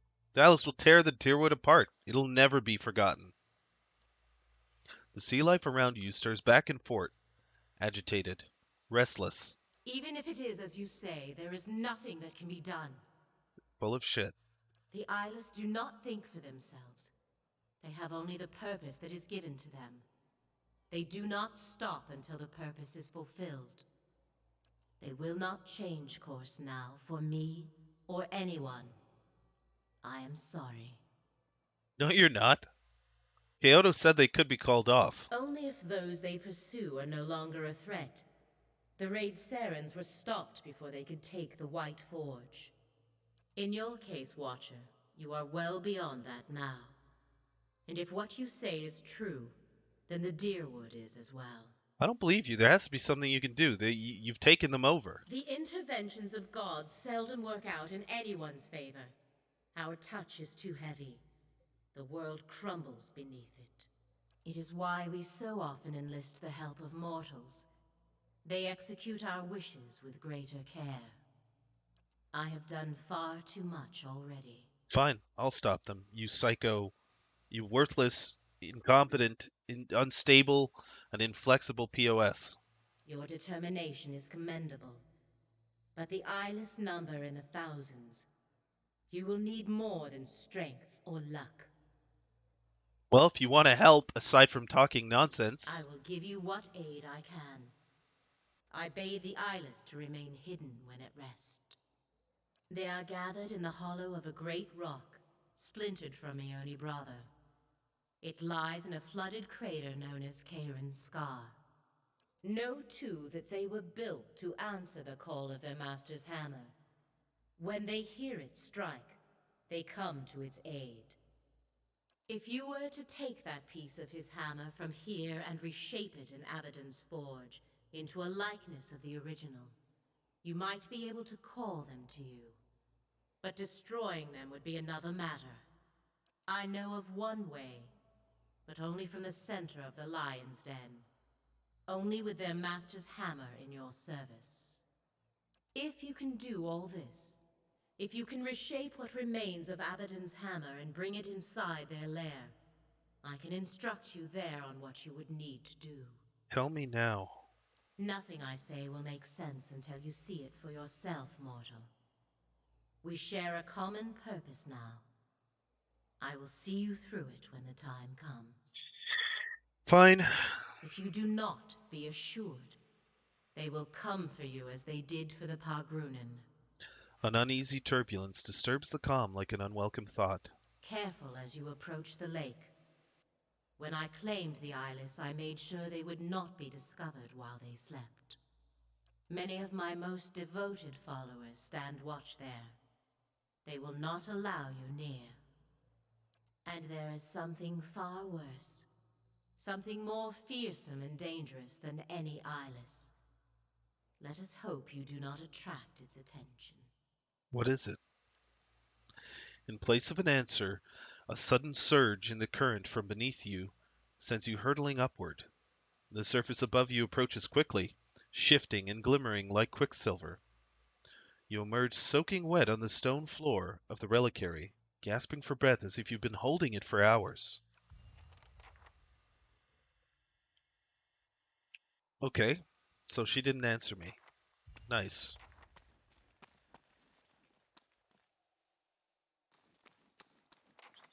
I have to go recreate or reforge Abaddon's hammer. What's this? Where does that take me? I don't know.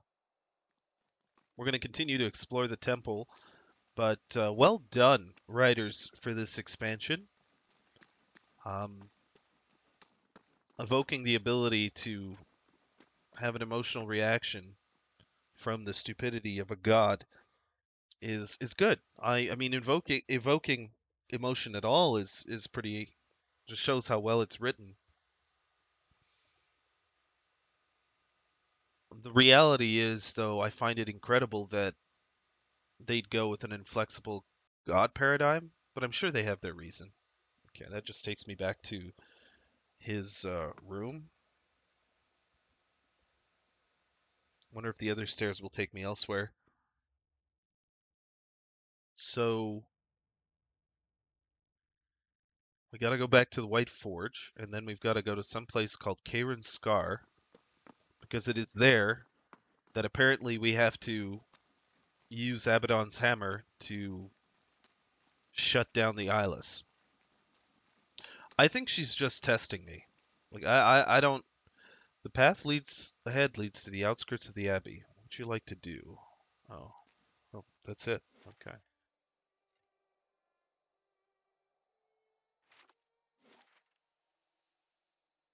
Well, I've pretty much wiped out her temple.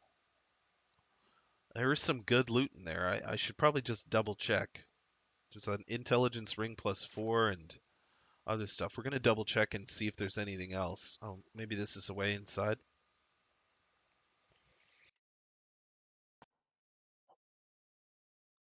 But I agree with you 100%, son. If Ondra is an insane garbage thing, I just. But if all the gods are like this, Magran, Woodica, Ondra, Aethys, all of them are like this, then I don't see how that helps Aora at all. I mean, that's that just seems like it would make things worse, a la Saints War, a la Weidman's Legacy. So there has to be another answer here. And I know you said that what was a poor choice of words earlier when you said the Pillar Gods are not human anymore, but I suspect you were speaking, like you gave me a hint, and I suspect you didn't mean to. It's okay. Don't worry about it. Maybe I'm reading too much into it. I guess at some point, or maybe at the beginning of the world, they were uh, they were somehow. I guess I did explore everything and killed everybody. Okay.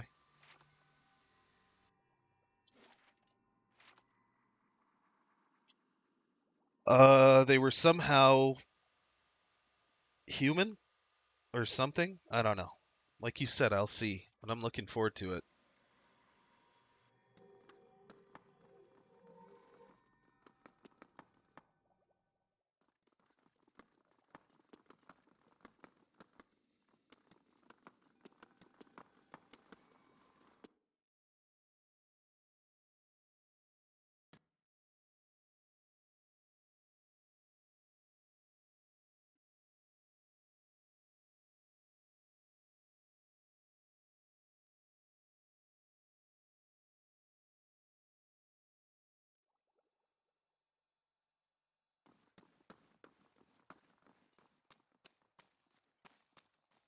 All right.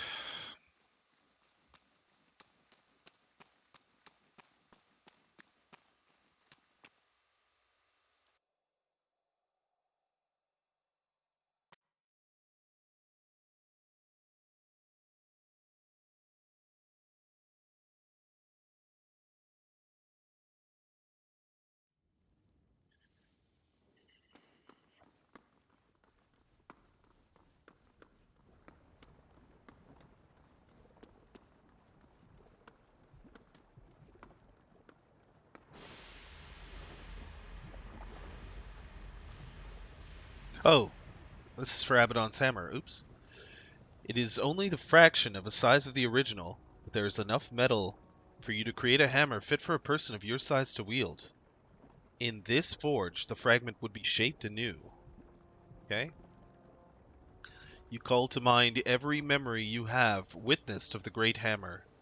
The images coalesce and take shape in your mind's eye. You know every curve, every engraving. Even as a shapeless lump of metal, you can see the fragment for what it is meant to become. Fragment is slow to heat, even in the white forge, and quick to cool as you work it against the anvil. Sweat drizzles down your body and puddles at your feet. Your arm grows sorer with each swing of your forge hammer, until you can barely lift it. Minutes turn to hours.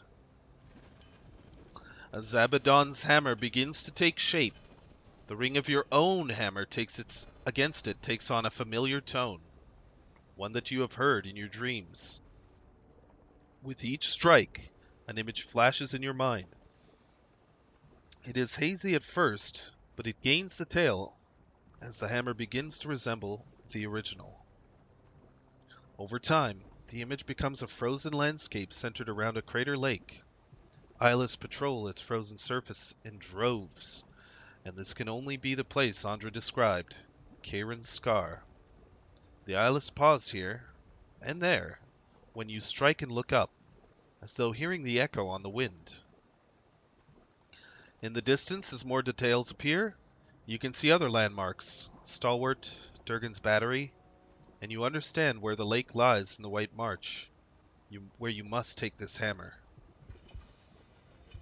Finally, with the careful etching of the last detail with your chisel, the hammer is completed. No sooner do you make the final mark than you feel a pure, radiant energy pulsing from within it like a mechanical heartbeat. There is an indescribable beauty to the shape, the weighting, and the design. It feels as if this is the realization of the metal's purpose.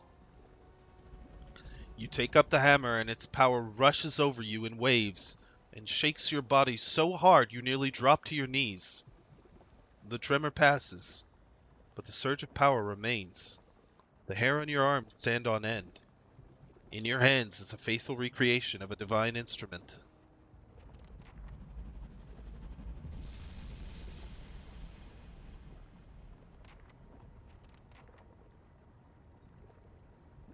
Excuse me.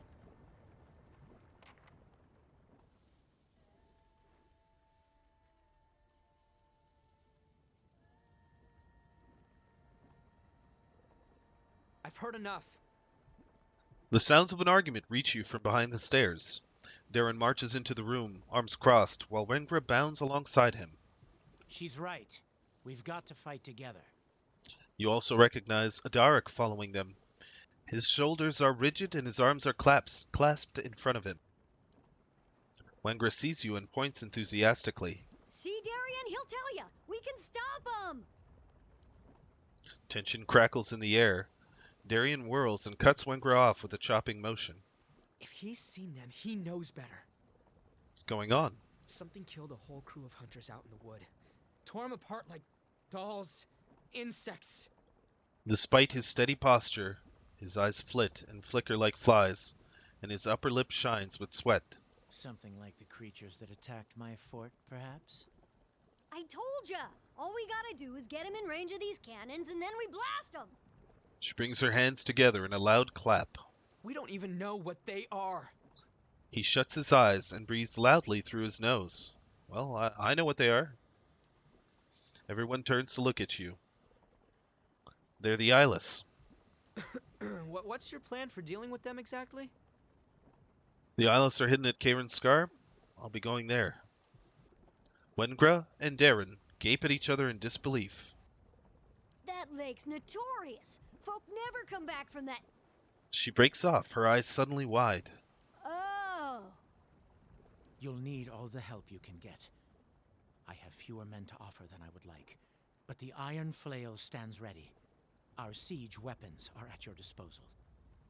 The same ones you threw at the battery's walls? These Eyeless will come for us all if they aren't stopped here and now. Forget it. You're not bringing your army into our backyard. He looks to you and nods. Tell him. Adric's right. We need to work together. I mean, yeah. Guess you're right. Won't be anything left of Stalwart if we don't stop these monsters anyway. He looks down at the spot his heel has ground into the grit. We'll assemble at Kieran's Scar and await your orders. Be ready, my friend. It will be a great battle. Adric bows slightly and steps away.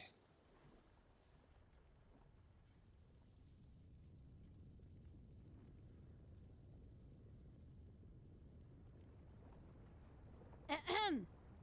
An awkward silence follows. Wengra clears her throat noisily.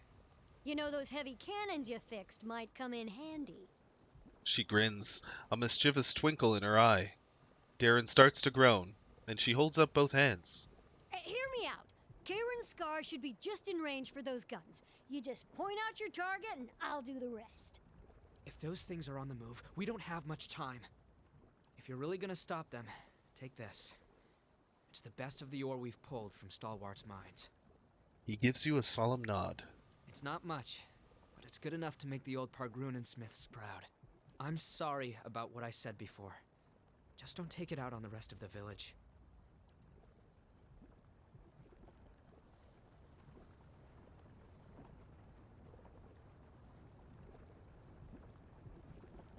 Call for the Raidster's aid by using the Burning Pitch Trebuchet ability in Kieran's Scar. I was granting... Okay. And I may call upon the cannons of Durin's battery? Okay. Yes? Do I have those abilities now? No, I have to be there. I shall. And I'm getting a real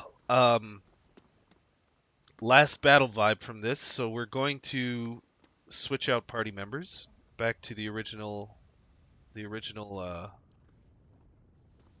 setup, because this party is not very strong. Not that there's something wrong with they're not strong. And two Eyeless killed her and nearly killed him and Aravius.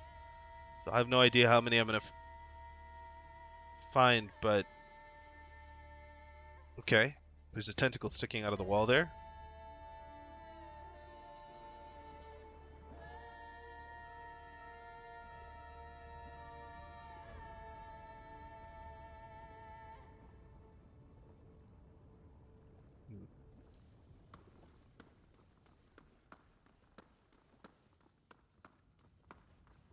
Let's just go through the front gate. I need to go back to Stalwart first.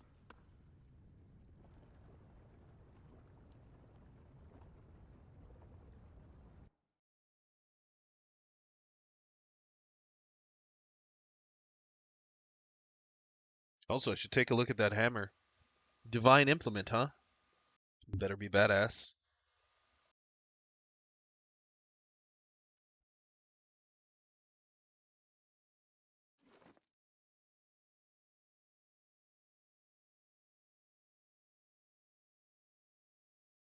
Legendary, huh?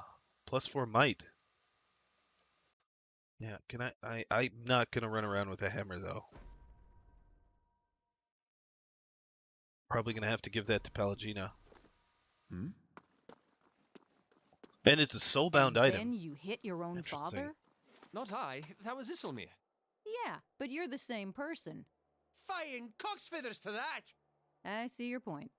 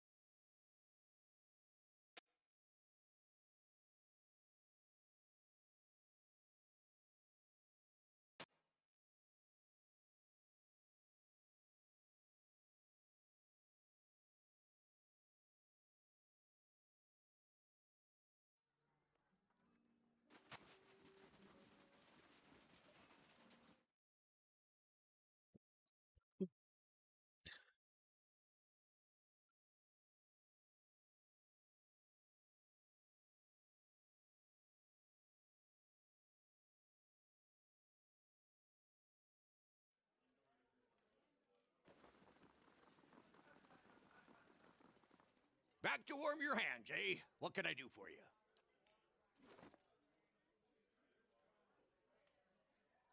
This is going to be complicated.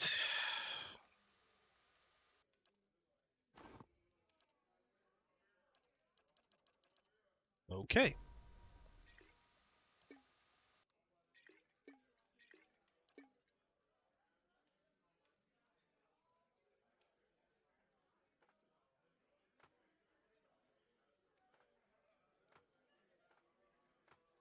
I guess we'll just throw it all in the stash and take it out.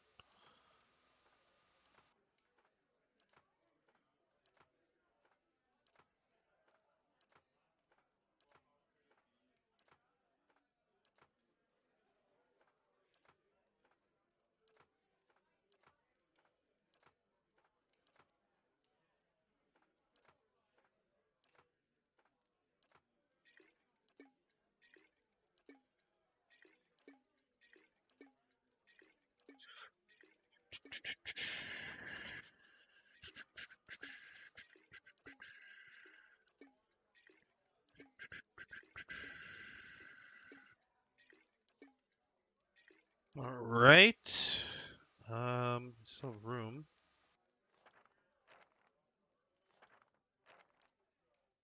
No, keep that. That's actually go ahead. I can't paralyze them anyway.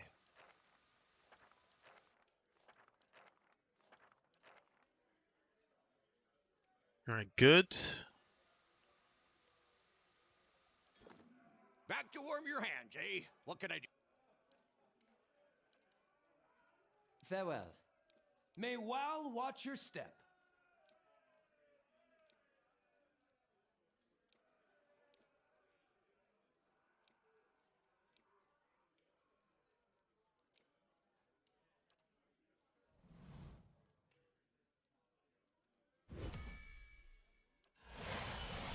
Yes? All right, we got the band back together. Following your lead.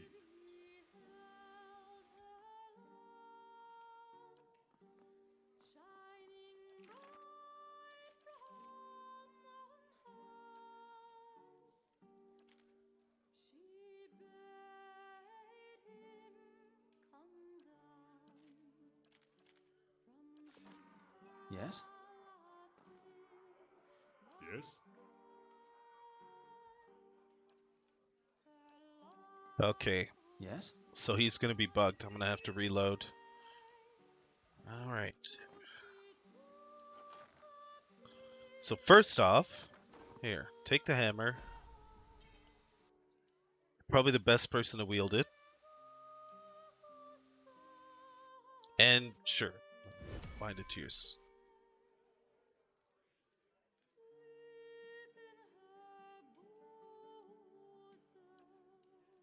Holy shit.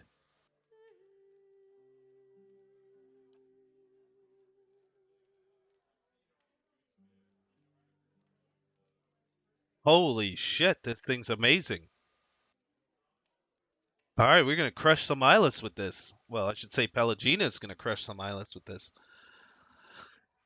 Okay, let's get our drugs out of the inventory and our potions as well and our food. It's going to take a little while, but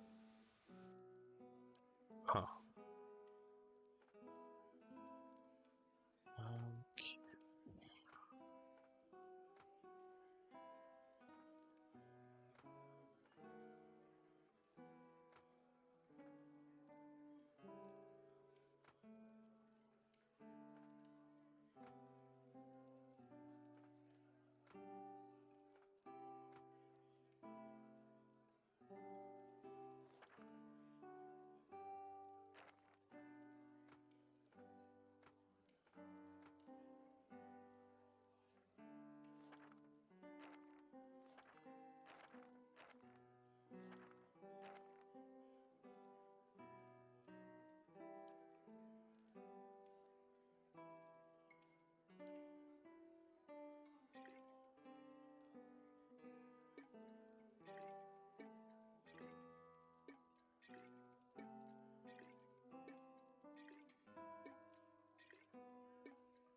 I think this is the only thing I hate that there's no like shift click for the inventory or taking things out en masse. I have to do it one by bloody one.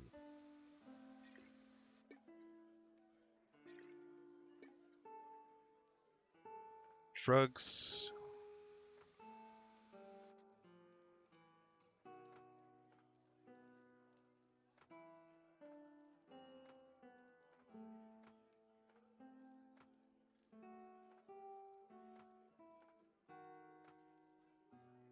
Okay, good, we're done.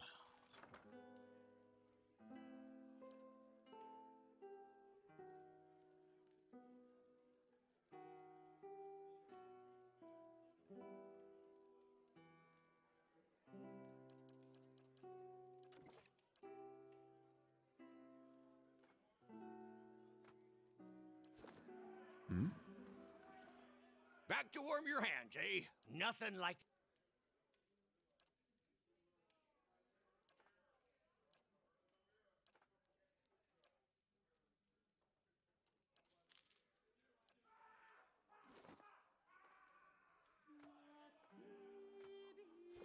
I'm here. Okay, any other preparations we need to make? I don't think so.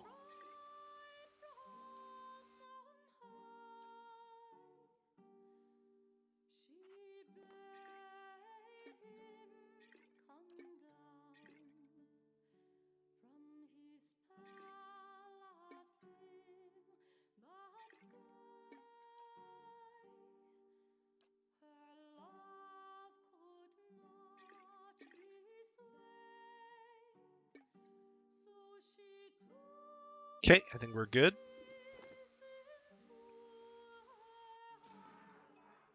So what we're gonna do here is we're gonna rest. Back to warm your hands, eh? Top quality bear.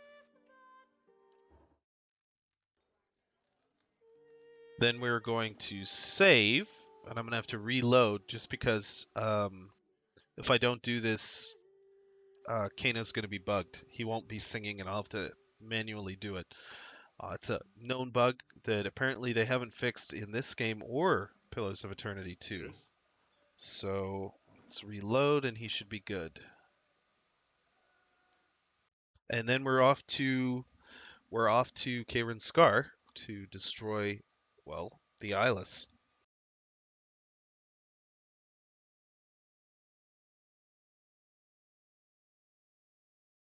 Not a big fan of Of course. excuse me. Oh, I gotta reorganize them apparently. Not a big fan of Durance, so I did make another priest, but I haven't finished Durance's story yet. So the other priest has been maxed because, well, I guess that's what I do. I min-max. And anyway, like I was saying, I'm as soon as his story is done, I'm gonna replace him because I'm just, his stats are not really that great for a priest, which is ironic considering how devout he is. Um, if that is devotion, I'm not sure. He seems to hate and love his goddess like a psycho. But I suppose Magran kind of inspires that in her minions. She's a little crazy. So I think all the gods are particularly insane. Not Consulhout though. He's a loyal floating skull.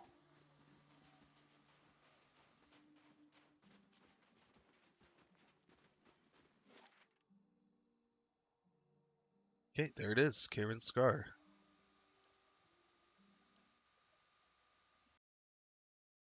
Here we go.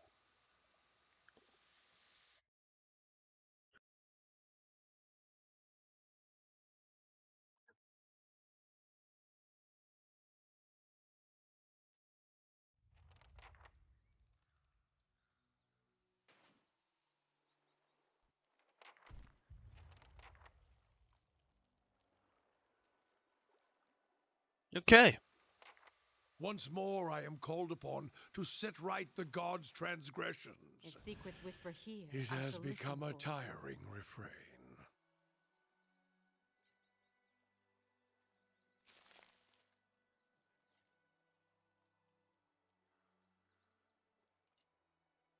Following your lead. Yes? Wait, Following what? your lead.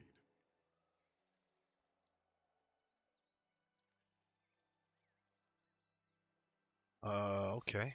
Yes?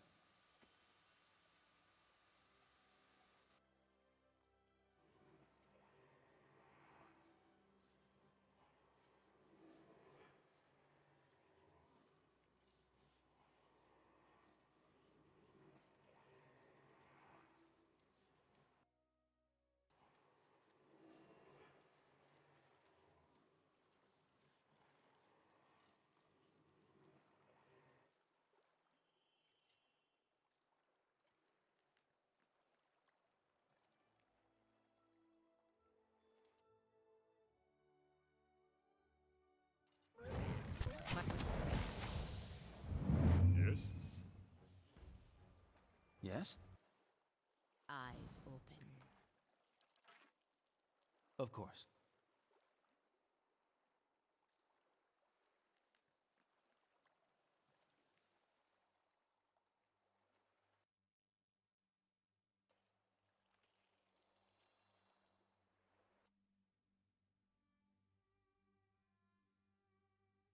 Yes? Damn it.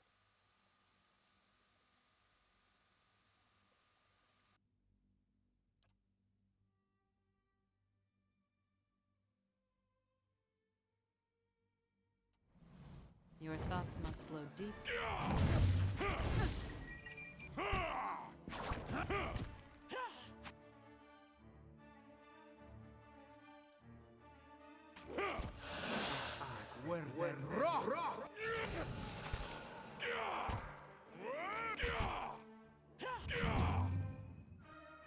Yeah, it's good to have you back, Sawa.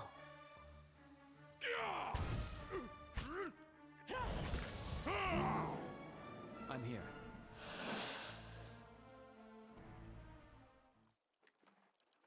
Light, flame, and sound. We'll keep to ourselves.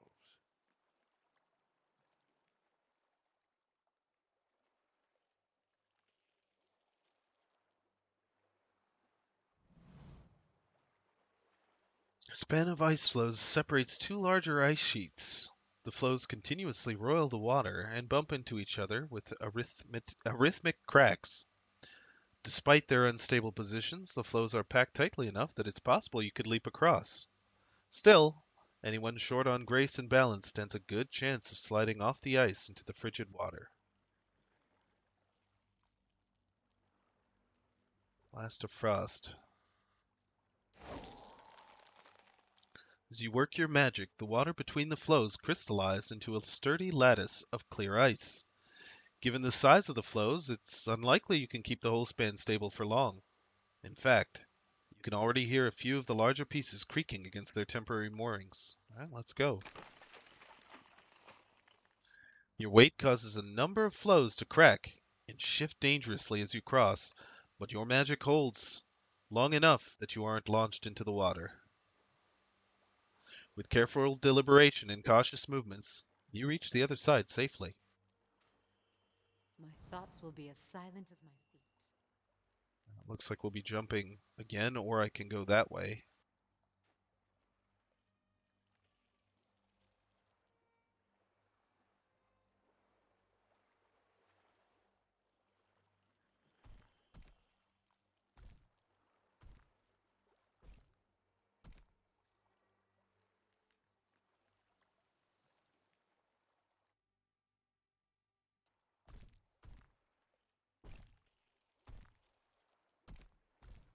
Oh shit.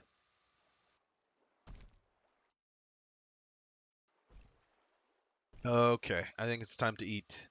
A stone piercer. I haven't fought one of these before. Okay. Um, it's funny. These are vessels, and this has a chance to just outright destroy them. But if it doesn't, I mean, it says 30 raw damage. Yet this also has a chance to destroy them completely, but only on a crit. I don't know.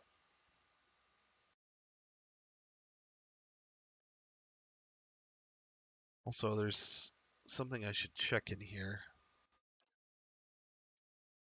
Almost forgot. Here we go. So the helmet is might plus 4. And I do believe there was something else I got in here. Ring-wise, maybe?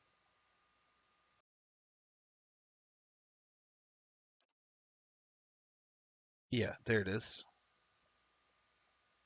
I don't think I picked up anything else of interest. Just double check really quickly. Yeah, I didn't think so. Okay. So the question is, who can we give might to, and who can we give intelligence to? I've already got intelligence plus 2 here.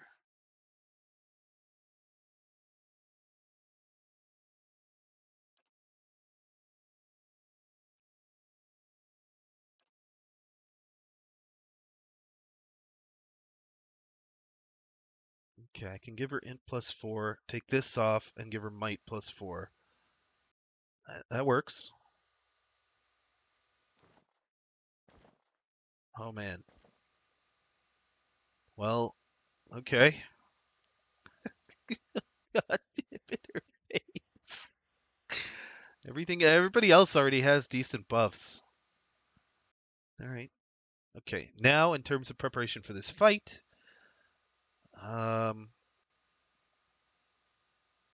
let's get Zawa all drugged up first.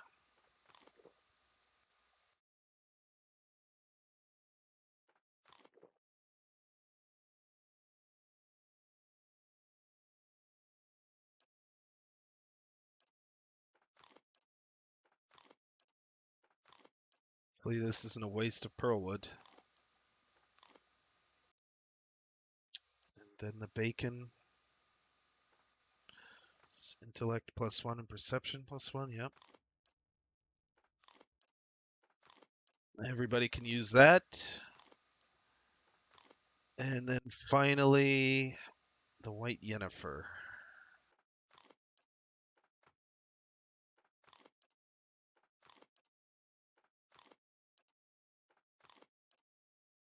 All right, let's kill some Eyeless.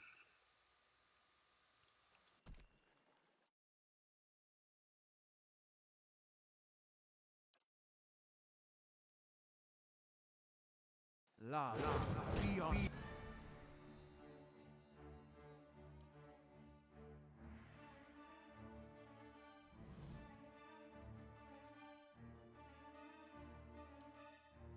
Seek. I am no.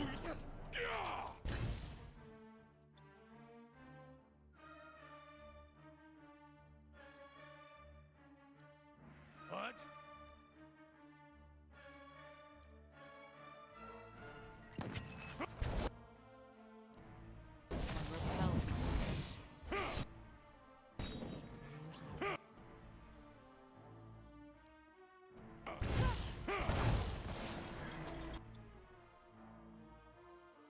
Yep, she crit him and one-shot him.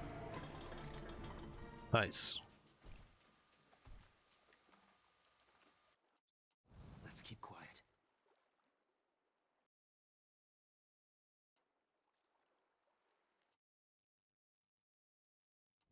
I'm ready. Der Metcon.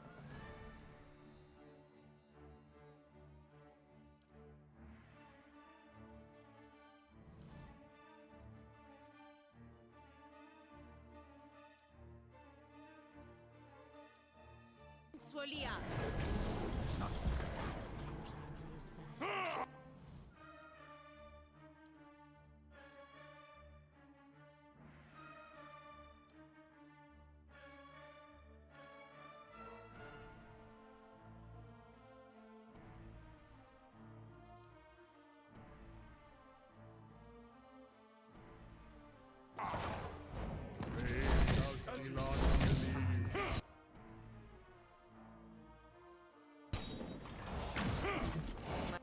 That doesn't look good. My mind.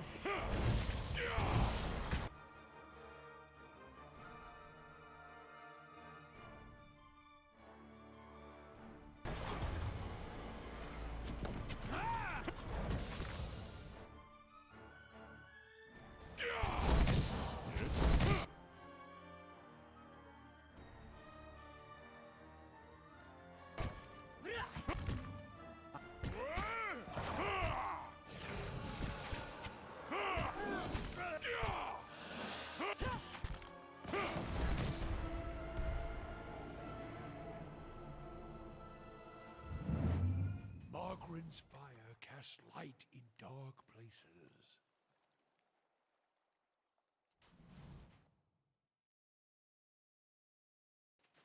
Grave does he love.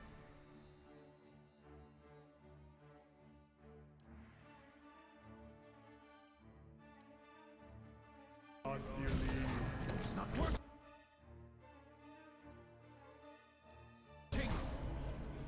Following your lead.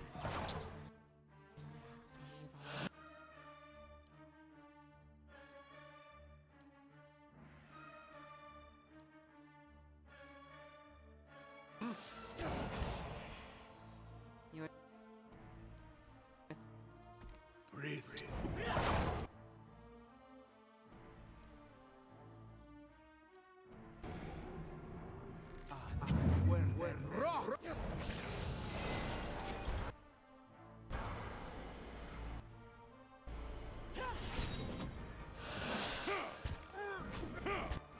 Okay, whatever that is, I don't want him doing it.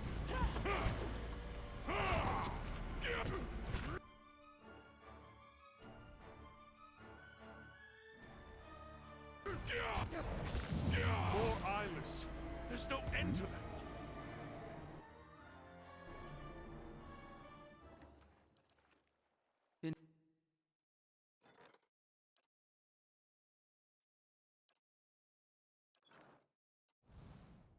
Indeed.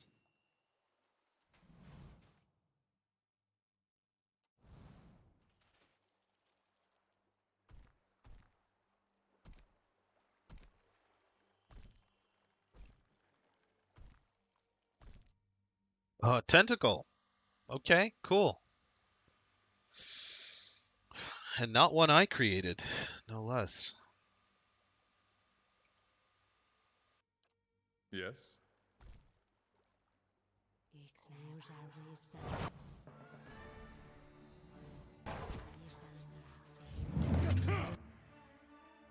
Shit.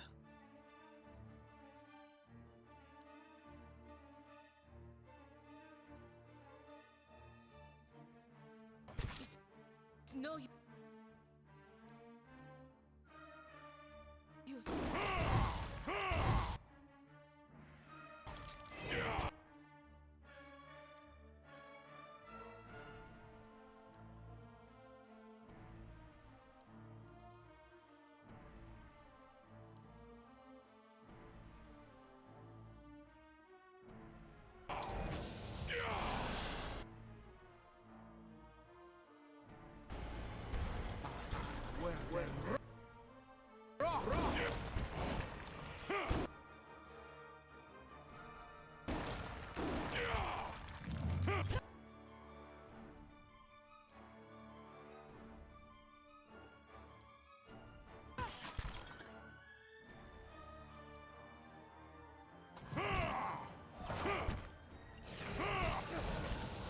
Army.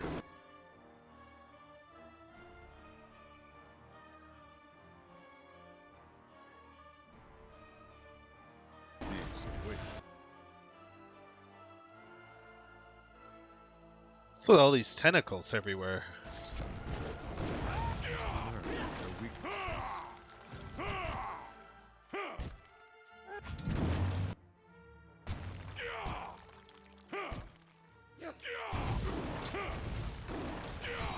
in.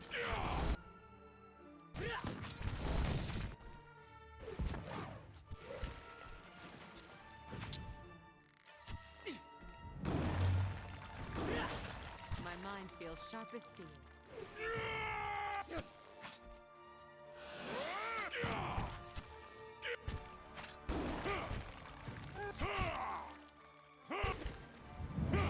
My mind.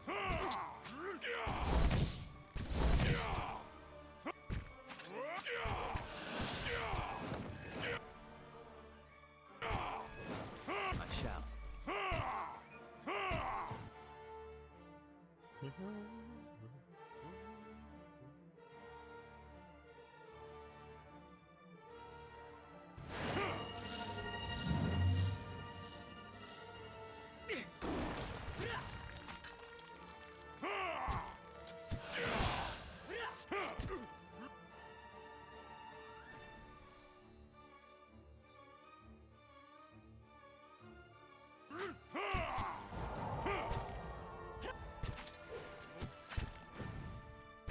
Yes.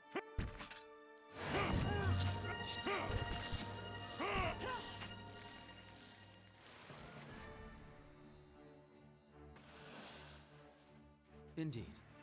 Madiko, what's will at the walk other end of that unseen. disgusting thing?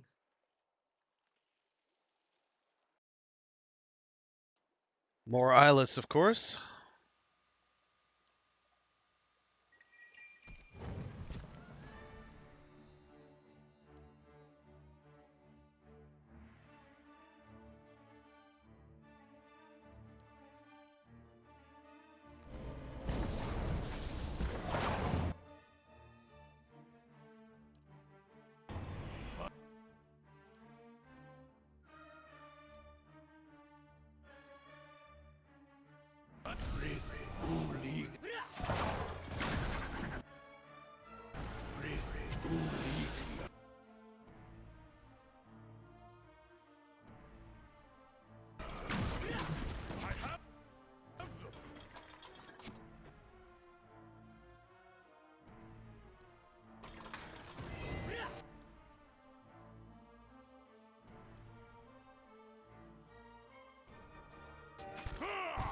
My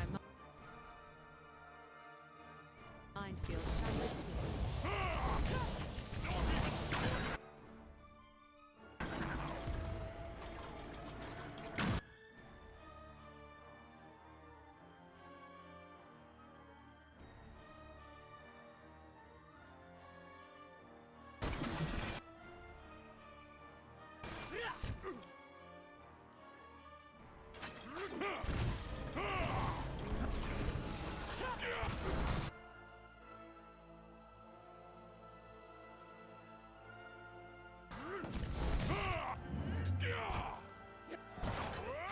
I shall end this.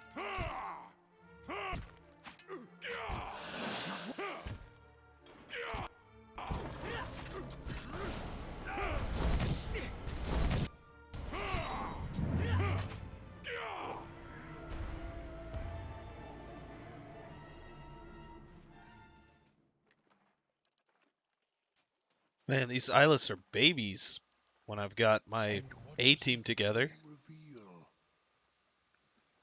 All right, let's go.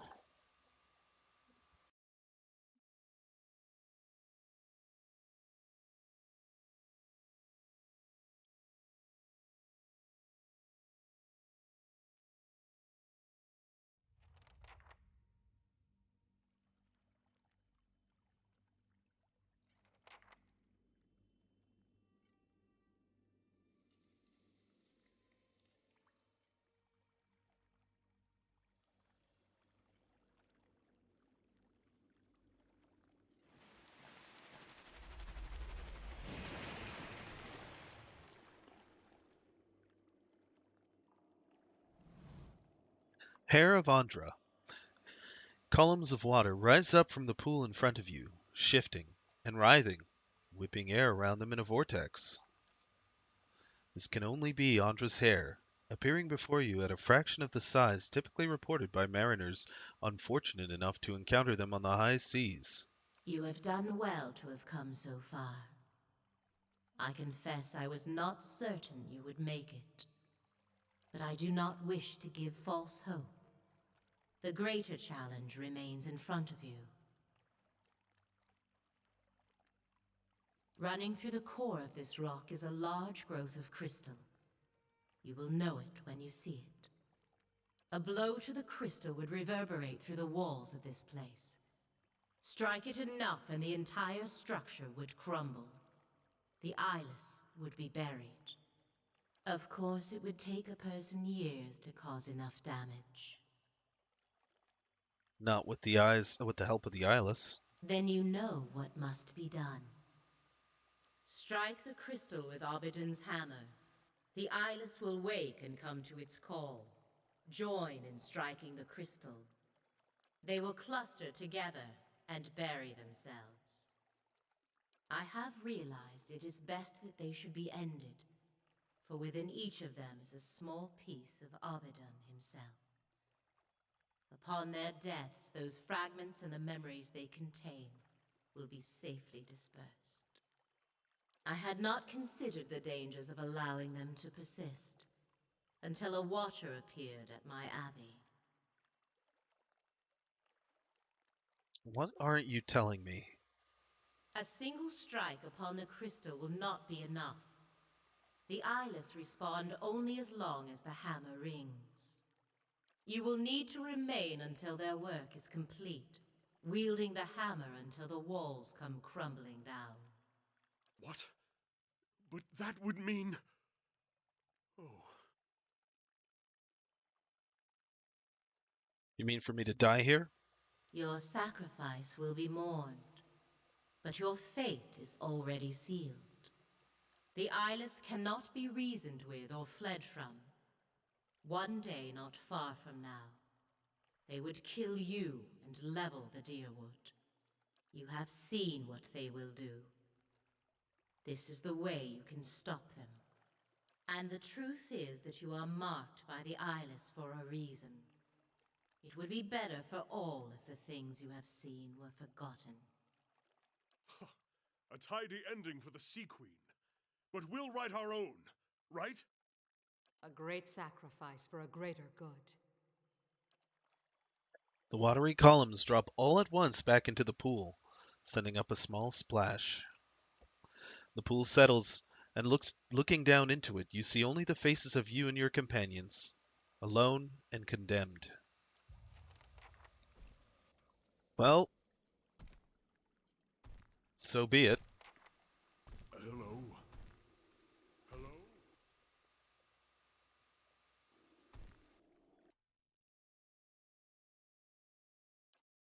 Your thoughts must... Gotcha.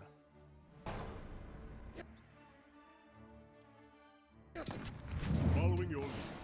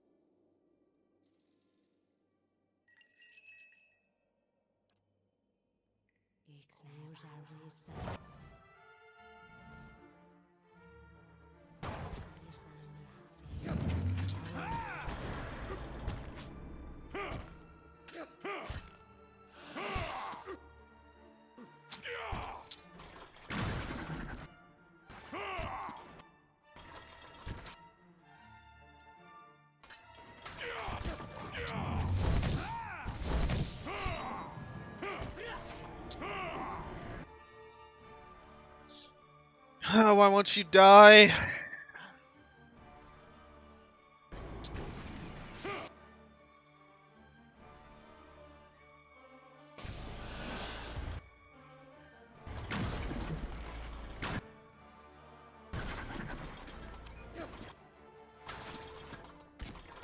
It's not working.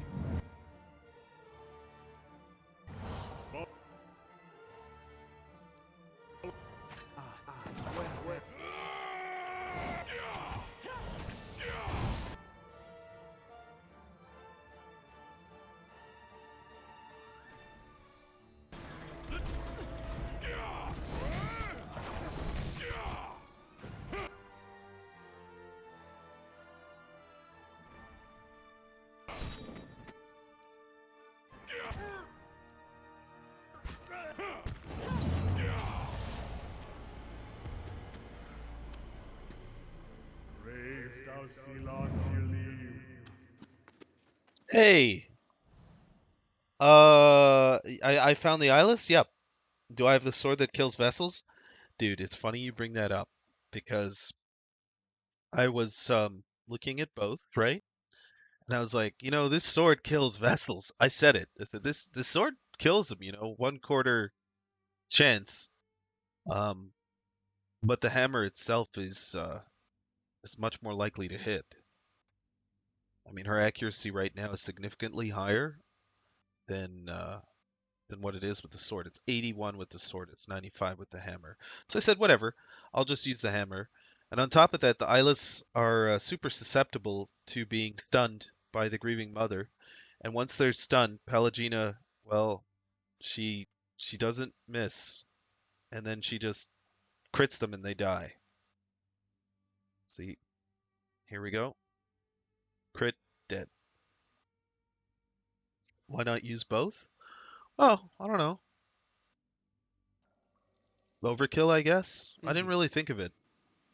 But the only other person who'd be able to use it would be Zawa, and I don't know. Zawa is ready. I like watching him punch things. But don't make or misunderstand. I have considered giving him weapons. But I don't know. I like watching him punch things. Judging by the claw marks and scales around the edges of the pool, you believe it is regularly used by Lagufaith. You see something shimmering in the depths of the frigid, murky water. I can dive in myself, but I don't get to protect myself first.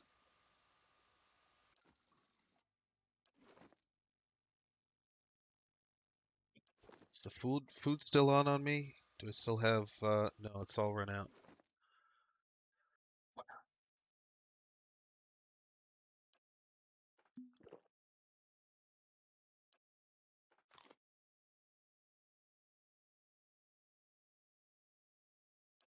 I don't see how any of that's gonna help me. Alright. Let's save. I'm gonna jump in.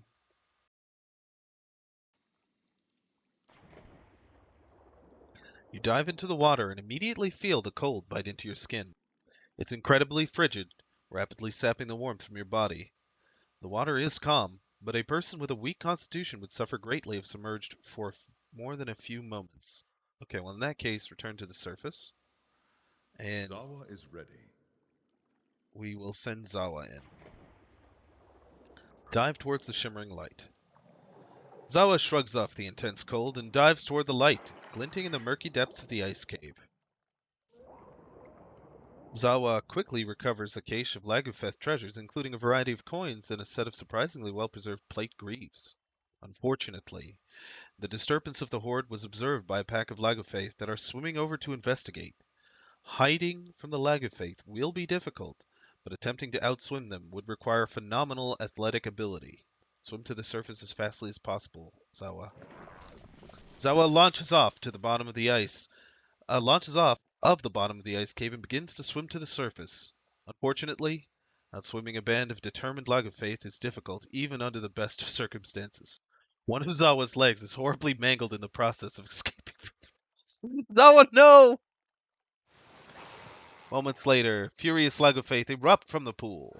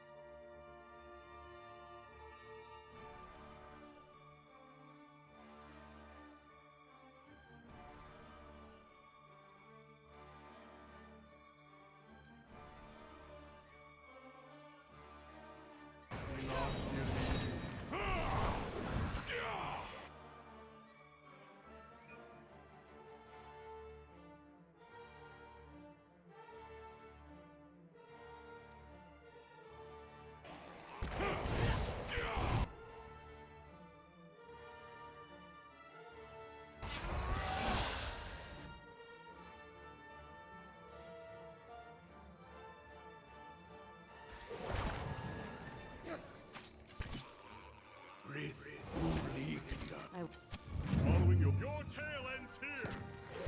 My mind. Let's burn this away. Onward!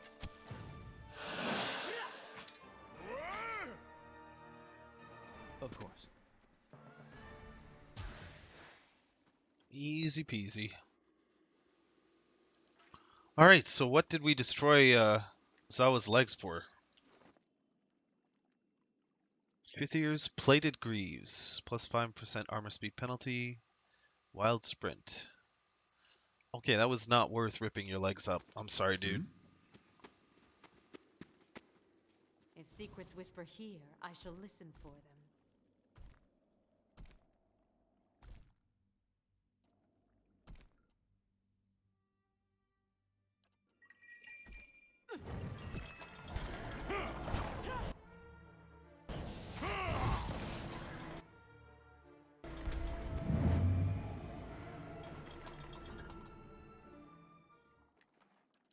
I shall be quiet as a calm sea, which is not.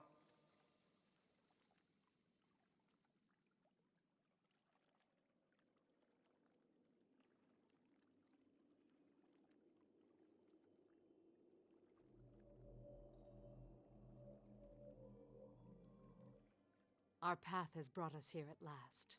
A final act of sacrifice awaits. Well, I'm not ready to die, Mother. I'm sure there's something. A ridge overlooks a broad chamber half flooded with lake water. You could crawl down this way, but it looks too steep and slick. Okay, boss fight. Step. I hope it's not another goddamn dragon. I mean, I actually do hope it's a dragon.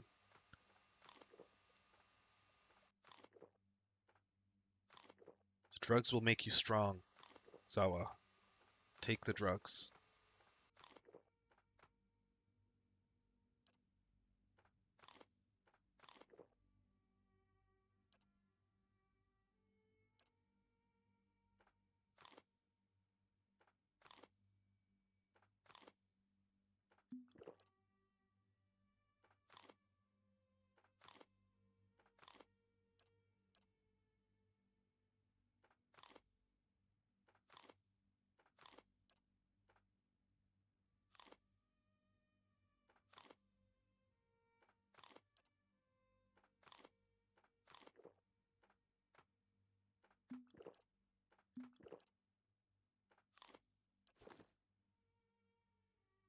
Lightly.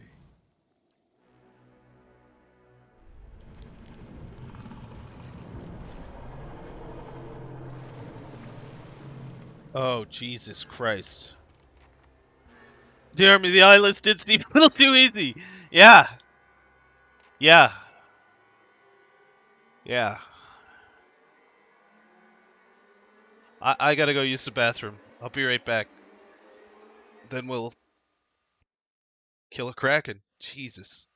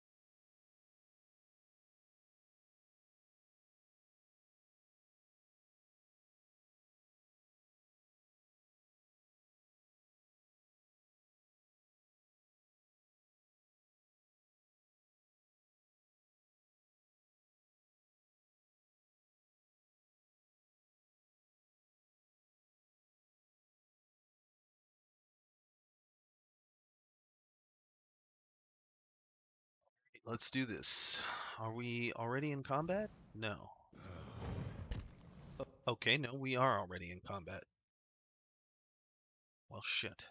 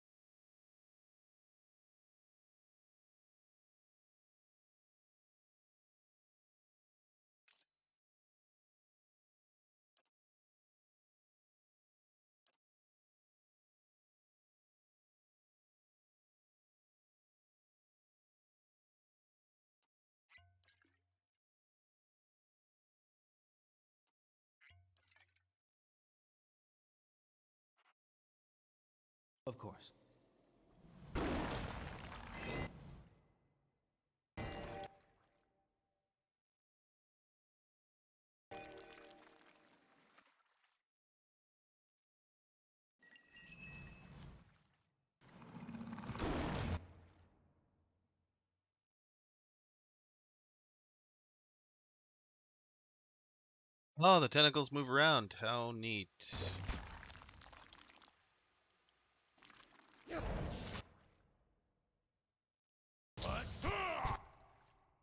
Damn it. Durance, get over there.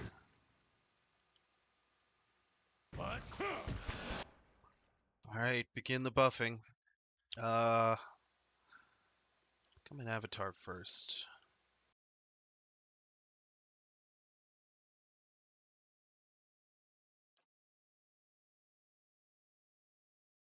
I want to get the mind web as quickly as possible.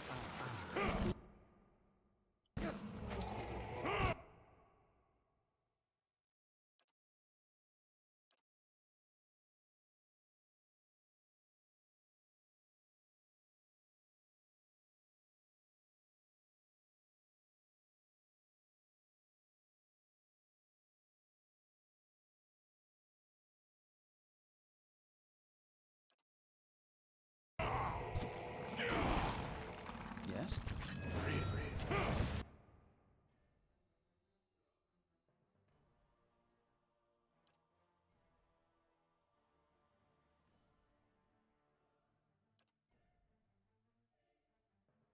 Sawa, why don't you buff up our accuracy even further to even more obscene levels? I'm going to protect myself.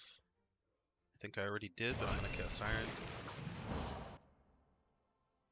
Damn it, she got stunned.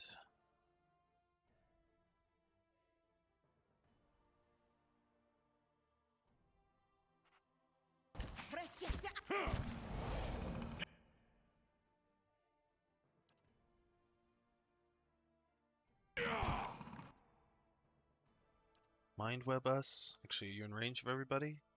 Yep. My mind feels sharp. Oh wow, the Kraken's getting its ass handed to it. Alright, well, give it some lightning.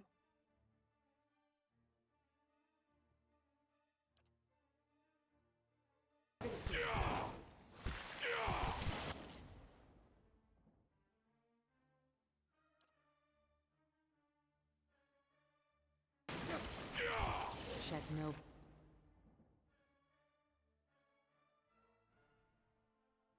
I imagine its burn DR is going to be high, so I won't bother with that.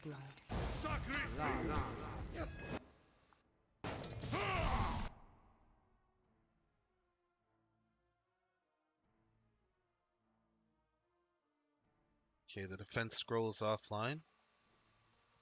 Go ahead and drop another one.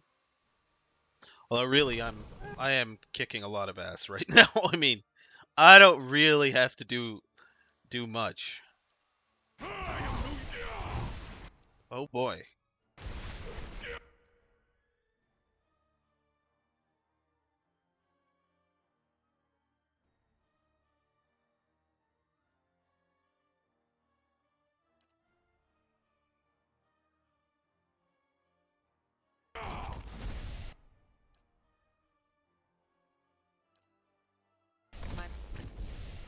Oh, Eyeless.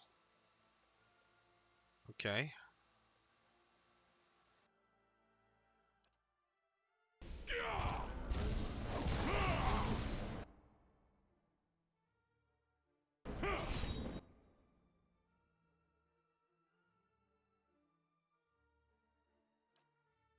Actually, no.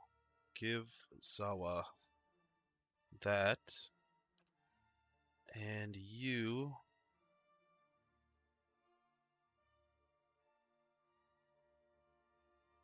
We still buffed? Yeah.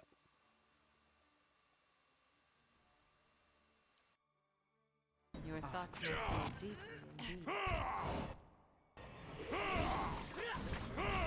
No, no, no. Bad Eyeless. Leave me alone.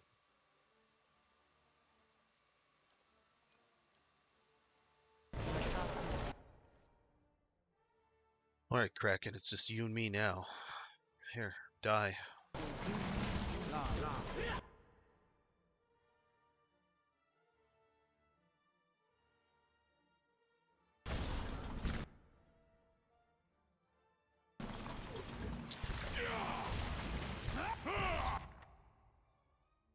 Yeah, I did it. I killed it. That was super easy.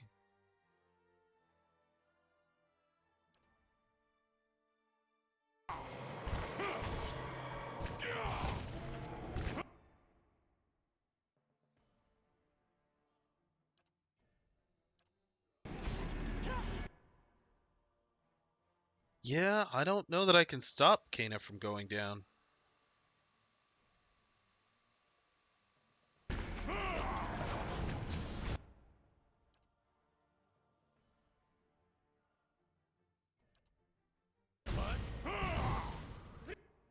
I don't know if that's going to be enough. I doubt it, though. I'm here.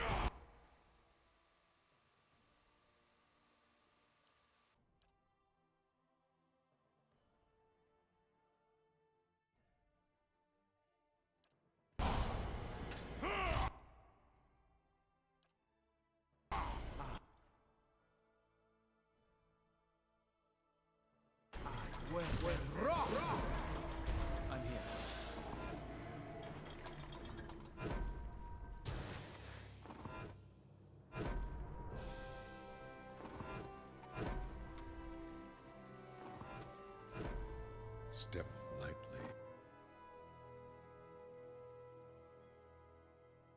Okay, there was a spirit there, but it just disappeared. I don't know what that was about. Oh, did somebody get knocked out and I not realize it? Well, anyway, the Kraken has been defeated. Not gonna lie, it was pretty easy. Zawa is ready.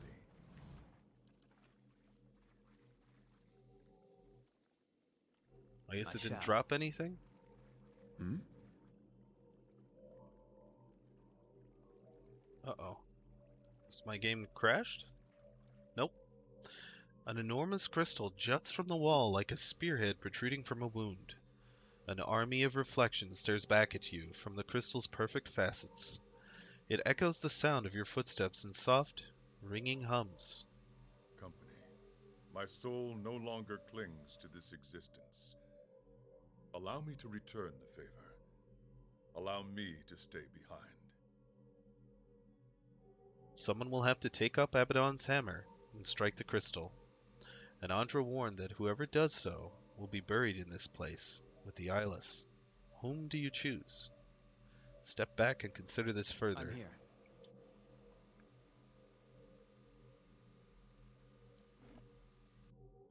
My game, I'm having sound issues with the game, so I'm gonna go ahead and reload the save. I suspect something fucked up when I killed the Kraken. And I don't need any more bugs. I've missed out on enough thanks to the bugs.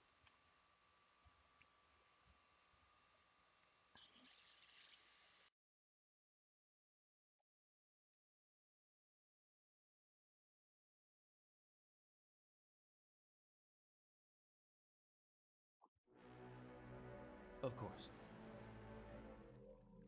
I have come to peace in your company. My soul no longer clings to... No, Zawa. It's me. Everyone will know what you've done for us. I'll tell everyone I know. Not even the Sea Queen herself could stop me. A great act of freedom. Your body will suffer for it, but your soul will flourish. Always, I will remember your example. Your sacrifice will save many lives. Straight into the fire, then. Your chances aren't favorable, but at least you've learned to embrace the test. I told you I'd be good for you, Watcher. Take the diving helmet and tuck it away, just in case. You have the hammer and swing it at the crystal. A perfect, clear tone rings through the air and resonates through your teeth. Seconds later, ripples shiver through the water. Something big is coming. You give the others a final nod. The rest of the party scrambles out of the flooded cavern and flees through the tunnels. You continue hammering at the crystal, each strike magnifying the last. The echoes build into physical tremors. Meanwhile, a heavier rhythm pulses throughout the cave. Footsteps, dozens of them. The others round a corner only to see a line of Eyeless advancing. The creatures stagger to the rhythm of the hammer thuds below. Yet they crane their necks towards the party, ratcheting back their piston arms. Cast mirrored image? No, repulsing seal. Who will cast it? Durance. A glowing seal blooms from the ground. The first two Eyeless step onto it and fall backwards, taking most of the others with them. The party sprints past the distracted monsters. Fortunately, the creatures are too focused on the hammering to give chase.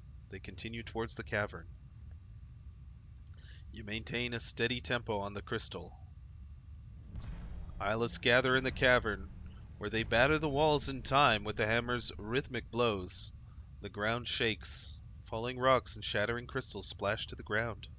The party flees through dark, rumbling corridors.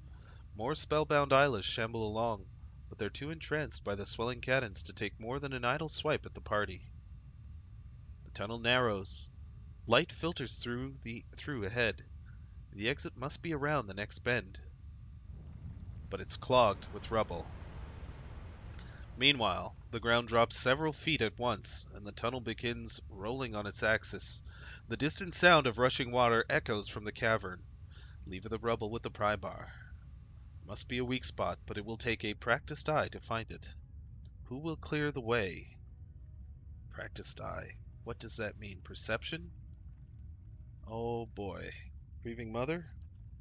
Grieving Mother wedges the pry bar into several different nooks, but can't seem to find a leverage point. There must be a weak spot. Okay, what about Zawa? No. Pelagina? No. Durance?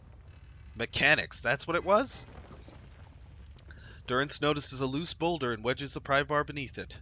A gentle nudge knocks it loose and sends the rubble rolling away. The moon shudders again. The party escapes onto the ice just as another thunderous crash sounds from below. Eyeless continue pouring into the cavern from every visible tunnel and crevice. Your ears ring at the ever-growing cacophony of smashing rock and shattering crystal. Meanwhile, the water level is rising. A skull-splitting crack rends the air, and a surge of water knocks you from your feet. The entire cavern rotates, plunging you into a freezing soup of jagged metal, torn flesh, and stone. The others dash across the lake. The ice squeals and crackles, rocking dangerously underfoot. The sinking moon groans. Long fissures race across the ice.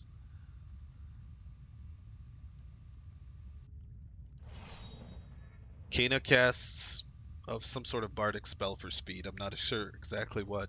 The words fill the party with vigor. Everyone speeds ahead while the ice cracks harmlessly behind them.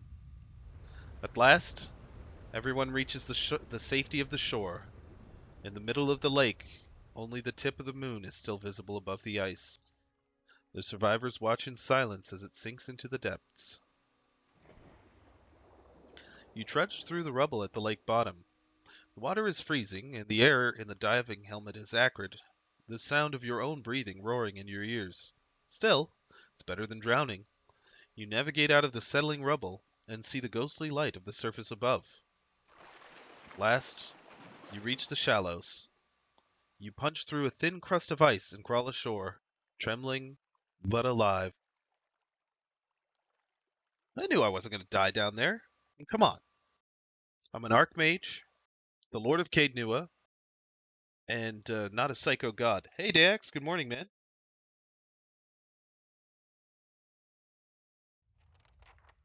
You stand at the edge of the lake. The bobbing of the ice and the rippling of the water's surface slows until you're looking at a moment frozen in time. When the world begins moving once more, it moves in reverse. The surface of the water churns and roils like it's about to spew something up, and it does.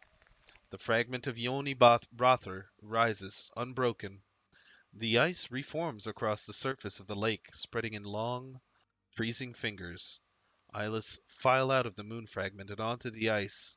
They wind around the moon in an ever-widening spiral. They stop as the head of their line reaches you. They speak in a single voice that resonates with grinding metal and hissing steam. We shatter and sink, discarded like worn tools.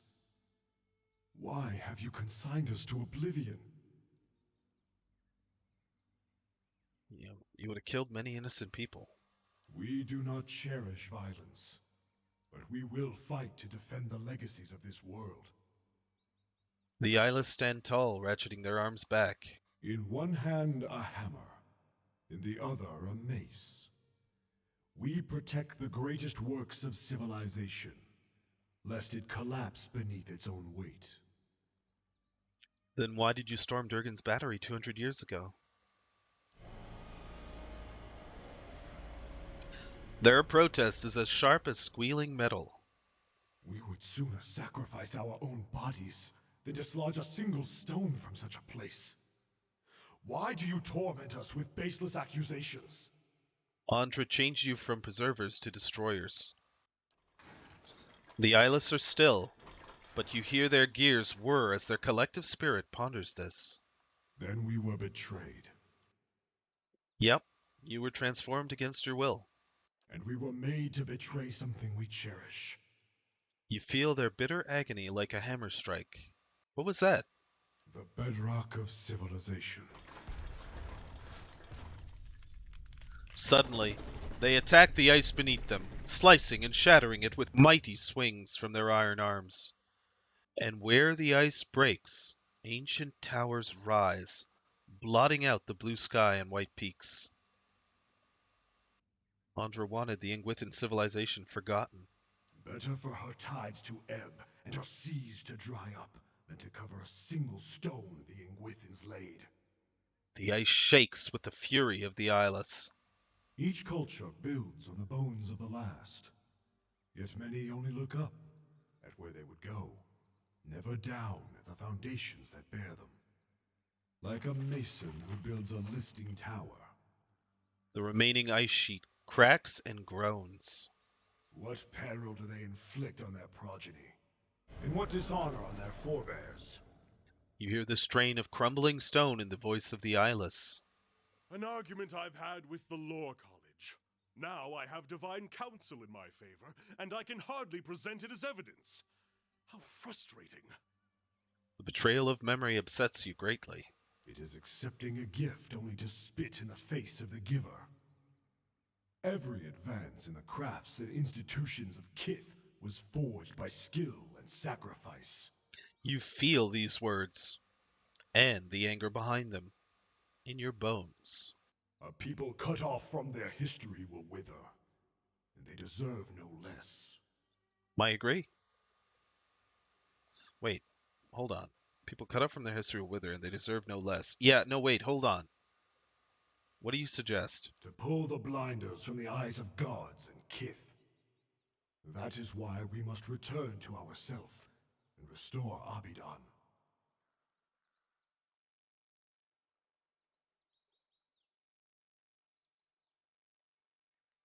What do you mean about returning to yourself? When Ione Brotha fell, Abidan lost much. His will to preserve, the memory of how and why he died. But he built us with fragments of his own soul. In returning, we can restore what was taken from him. Do so. We shall see this world and its people restored. A great wind shoves at your back. Your ears pop, and you feel for a moment as if all of the air is being sucked from the sky.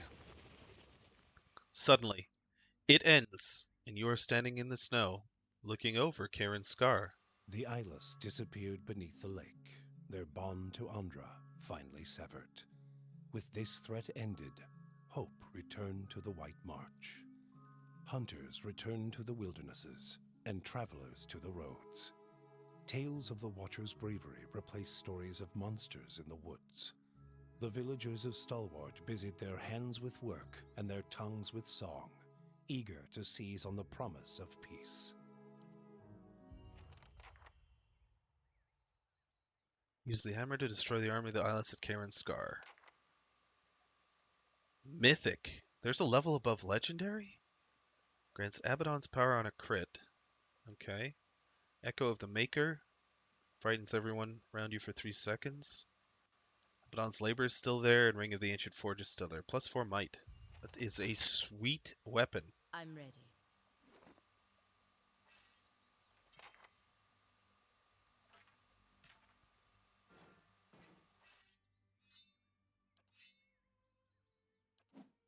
Oh god, that is a sweet weapon.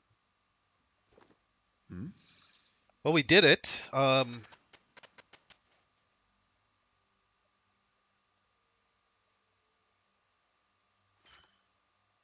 surprised Ondra didn't come to beat the shit out of me. Whoa. Turning Storm, nice. So singeth the biting winds of Eldneri, nice.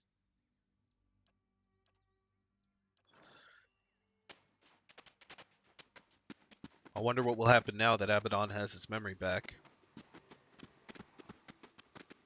Wonder if that's something I'll see in this game or the next. Well, I know one thing for sure. If I meet Ondra again, she is going to kill me. The better part of valor. Chief Rending Maw, huh?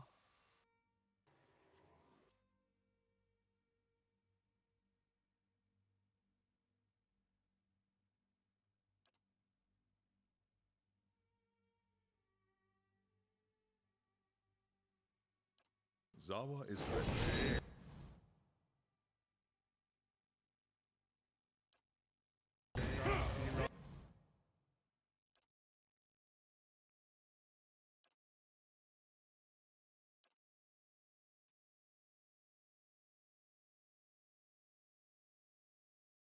Almost a month until the debates. You're so excited?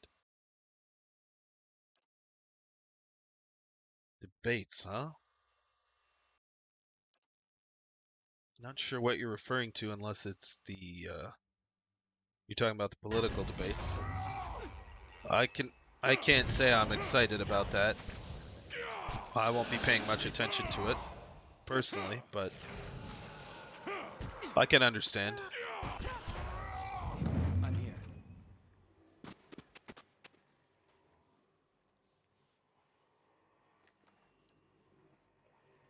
Damn.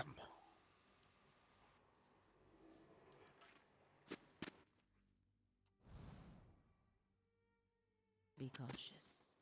Be constant.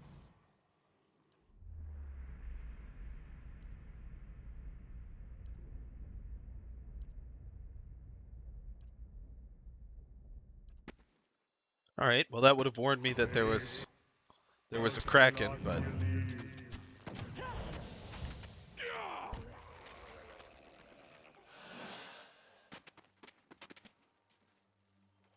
Be cautious.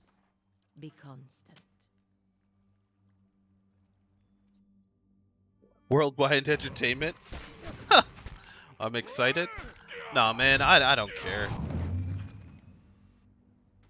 I mean, I pay attention to the news daily, but just it's such a Step lightly.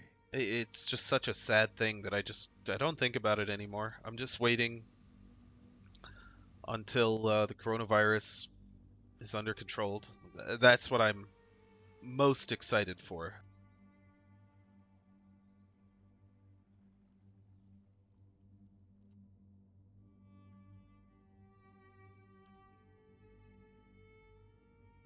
Yes?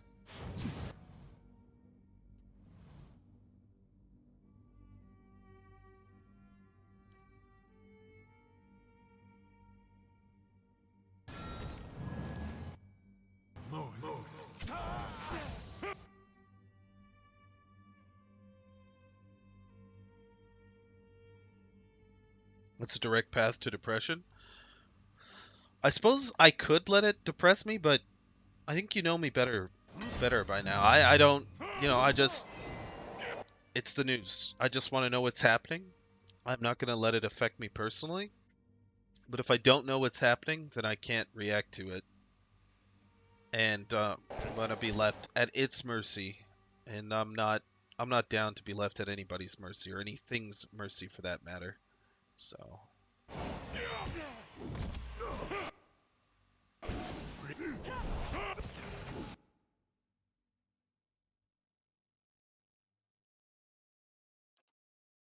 Yes?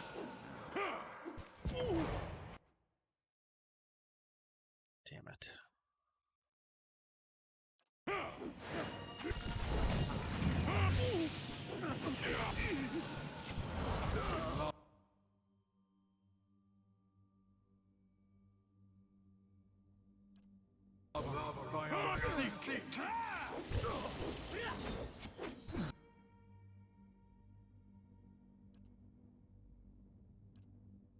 But I didn't want to sermonize. How many hours is this game? Depends on how far you go. But I would say for me it's almost at 100 hours. I'm not done yet, but I suspect I'm getting close. I'm not sure.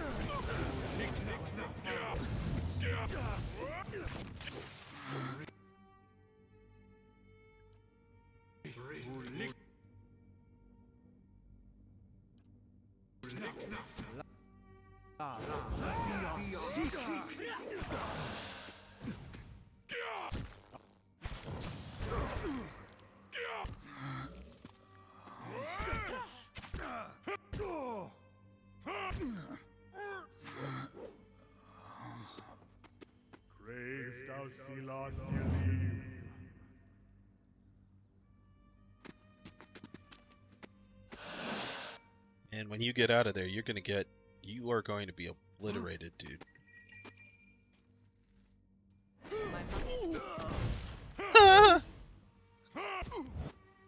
Oh, hey, welcome to the party.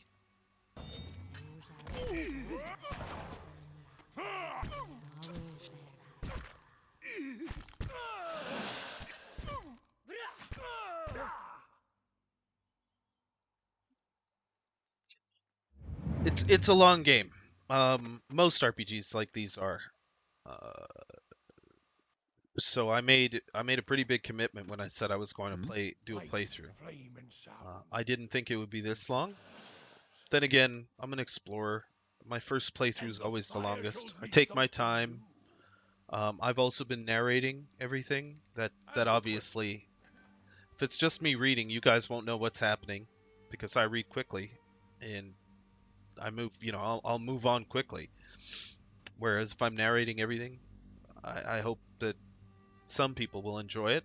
And also, if they're sticking through with the story, every once in a while, they'll kind of understand what's going on rather than just saying, "Oh, hey, that paladin has a big hammer and just smashed somebody to the ground." That's the entire game. It isn't. It's well crafted. But it's not like Witcher 3 that has action, that really goes well with the story. The action it's tactical, strategic and tactical, and therefore it's hard to see what's going on. I can't explain. I could actually explain everything, but it would be a little bit overwhelming to do so.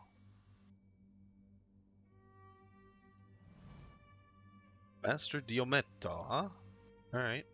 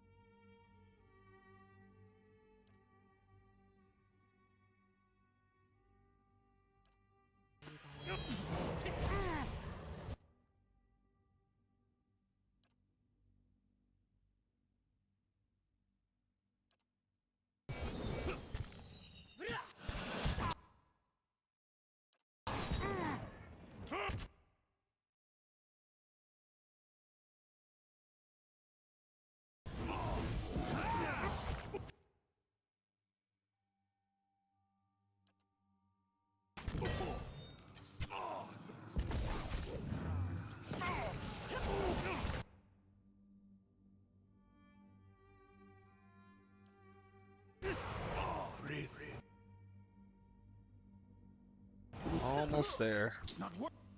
Okay, good.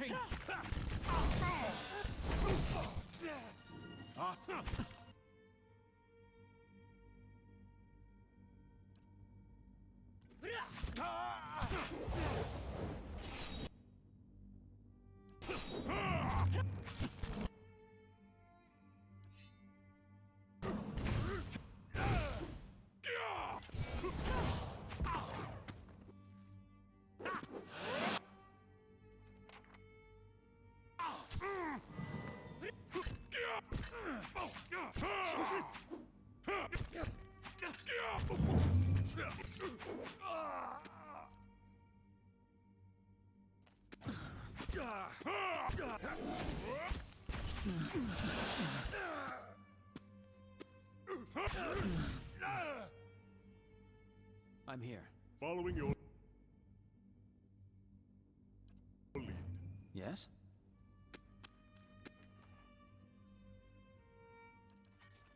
Of course.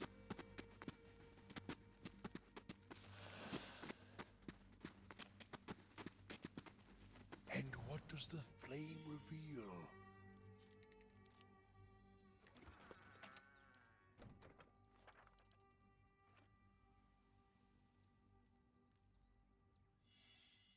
I can do that. I'll give it a try, at least. I can do that, as requested.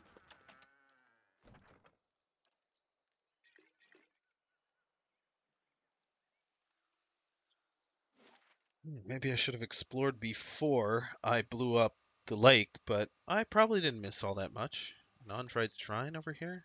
Yeah, it's already there. I murdered them all. Time to leave. I think that completes the White March, too. Yeah, it's done.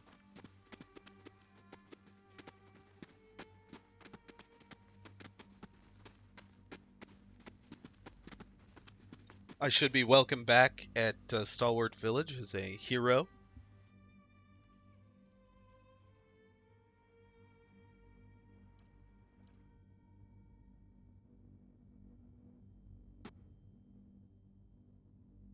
Bow before your master and lord.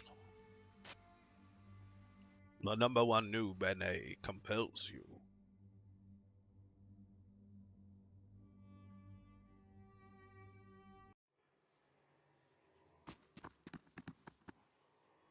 Captain Ogni and a few town guards stand arrayed around a sprawled corpse.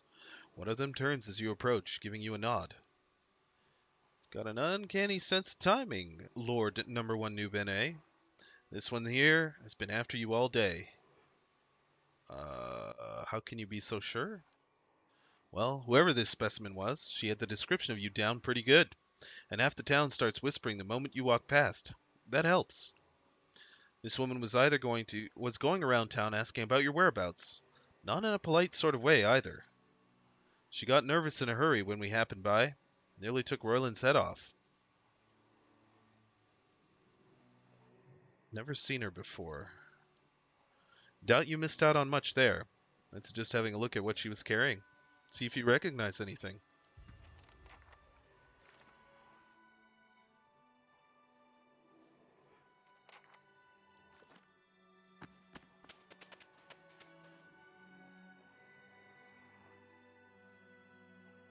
Reach out for her essence.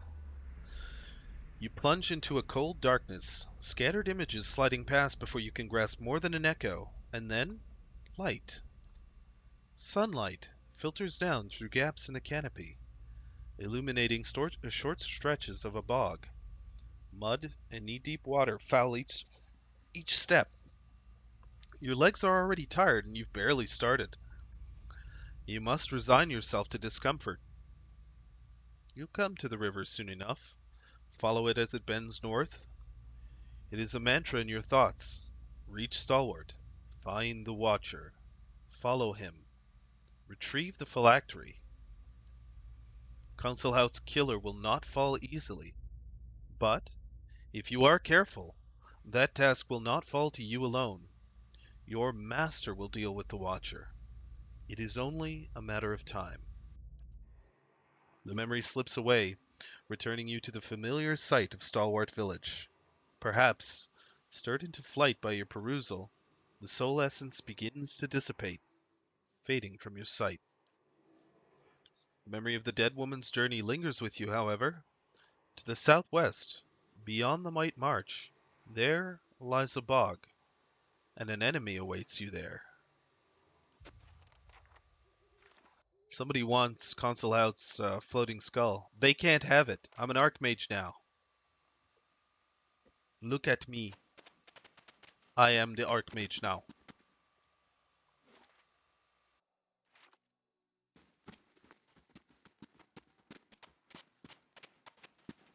Actually, let's go to Hammond's Emporium first.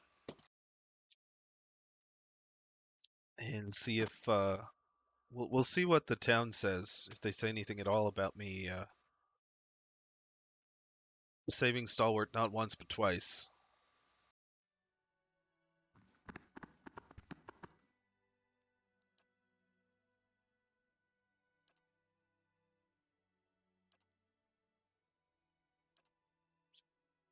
Well, that's fair. Oh yeah, he sells drugs. We need to buy these.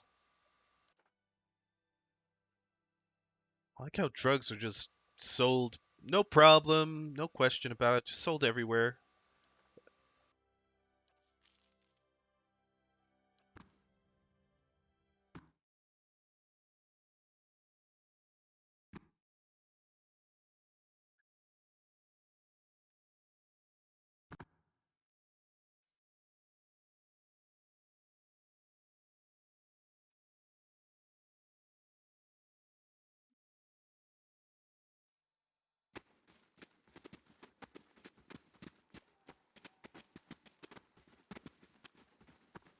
Ah, Rayfalt's gonna have something to say for sure. Hey there. Let me know if you need any. Take care. Okay, maybe not. You saved Stalwart #1 Newbin, eh? Again. Yes, I did, didn't I?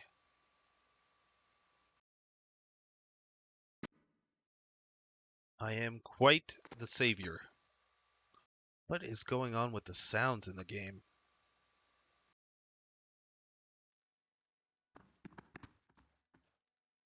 You've done it again. Okay.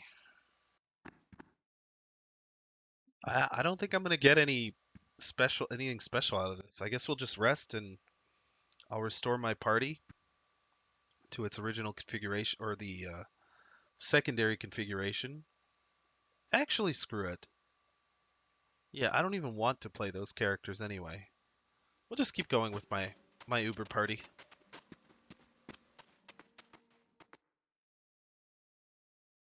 We'll rest and head out. Zawa's leg is broken and has been stabbed in multiple places, so we need to take care of that. And also, apparently somebody dares challenge my mastery of magic and is threatening to murderize me.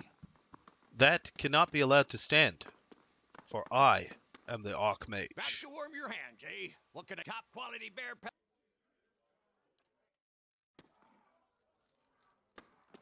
No other shall dominate me. I am the Archmage.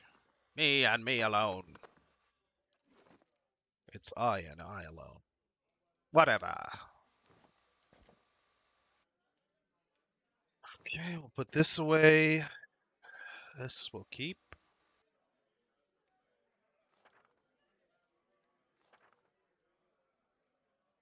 We'll organize our drugs.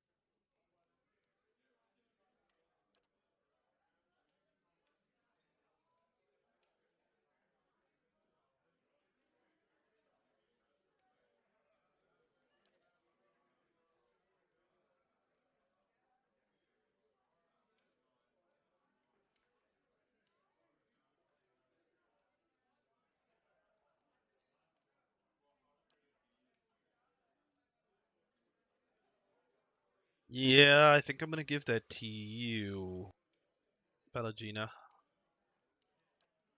You lose one resolve, but totally worth it.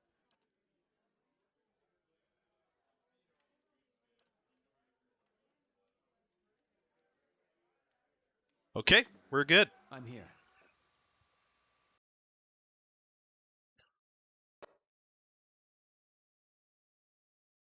I have some bounties to do, and Twin Elms, that's it. So, without further ado, I think we'll go straight to Twin Elms and do those bounties whenever.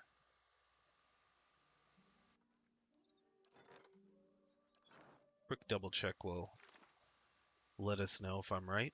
So first of all, there's the Phylactery's Promise, Ravi's quest, Pelagina's quest, Sagani's quest, Durin's,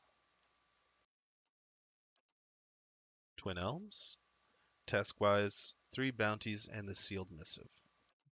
Brynlaud is between Durford and Cleabon Relag. Redwater Lag of Faith at Whitestone Hollow.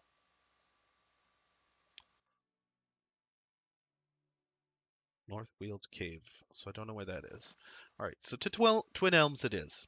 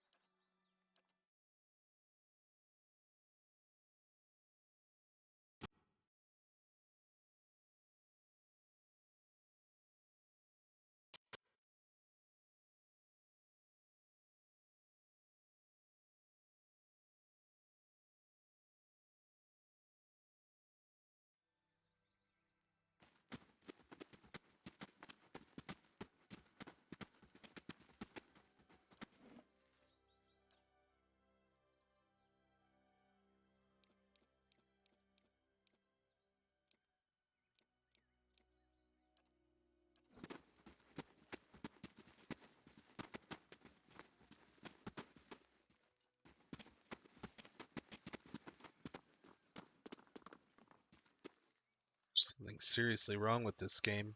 I'm going to try reloading again. If that doesn't fix the sound, I will restart the game.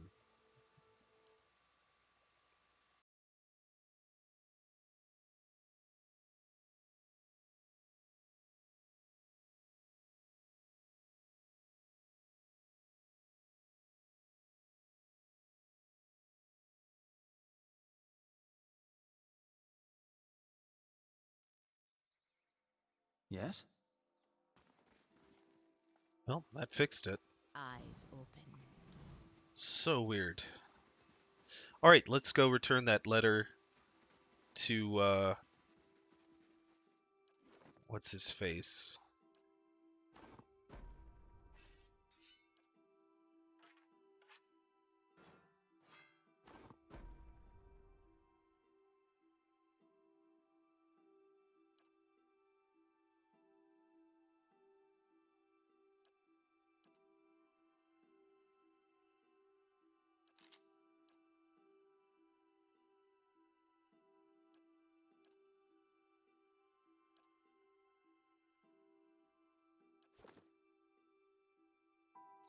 Of course.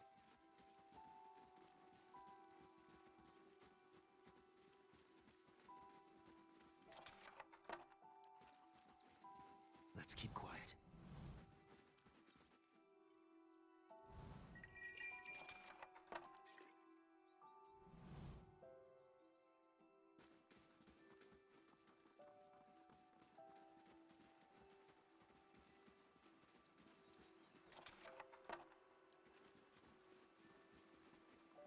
Alright, so a while back we found a monk who was dying, and he asked us to go to see his order. And there's an ogre there.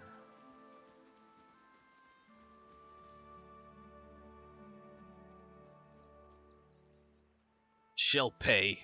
That witch, she'll. Fuming with anger and pacing in tiny circles, The Valian merchant aims his wild rant as you approach. Oh, he's Valian. Okay. You there! Have you come here to trade with the savages? Learn from my example and take your business elsewhere. Spittle accents his every sentence. A liars, cheats, and a swindlers. That the duplicitous bitch, Alari. She claims to be selling a large gola flower buds. But all I have now is 6 bushels of common house plants. The herbs are useless. He throws a handful of dried plants to the ground, stomping on the brittle stems and leaves, kicking up pungent, savory scents. I'll get my money back from that swindling savage. What did Alari sell? What is Ilard Gola, actually, first? Redato's rage abates for a moment, and his face twists into a nervous smile. Ilard Gola is a plant that grows in the jungles of Eglanfath. He clears his throat, lowering his voice. When dried and consumed or brewed into a tea, it's known to enhance one's drive for the better pleasures in life. Okay. You tested the remedy on yourself? Well, Renato fidgets in place, his hand smoothing the creases in his tunic. How can I sell a remedy I have not tested? Of course I tried the herb. Imagine what would happen if I peddled this pale imitation. Renato clears his throat. His voice grows quiet. The herb did not have its intended effect. The only thing it made hard was not vomiting. Okay, what did Alari say when you confronted her? Nothing of substance, he quickly mutters. She defended herself, of course, saying the herbs were legitimate. Why wouldn't she lie? No one will value my word over hers. He spits on the ground. Alari can lie with impunity when surrounded by her gangs of savage thugs. And what do you intend to do about this exactly? When I get my hands on a... Renato halts his sentence, his eyes darting about at the nearby Glenfathan guards. I am in the savage's home court, so it is my word against hers. Where does that leave me? I'd be a fool to threaten her here on tribal soil. He sighs, pressing on his temples. I cannot sell this worthless herb to recover my coin, and I am powerless to confront Alari. I don't suppose. He looks at you, sizing you up. If you were willing to meditate, perhaps you could succeed where I have failed. I would, of course, pay you handsomely for your troubles. All right, well, I'll see what I can do. How do you do? Okay, he has nothing in his inventory. He says he's destitute. He is not wrong. There's an ogre here named Rotuk. I'm going to speak with him. You want up? I pull. Okay. Oh, all right. Well, that's fair.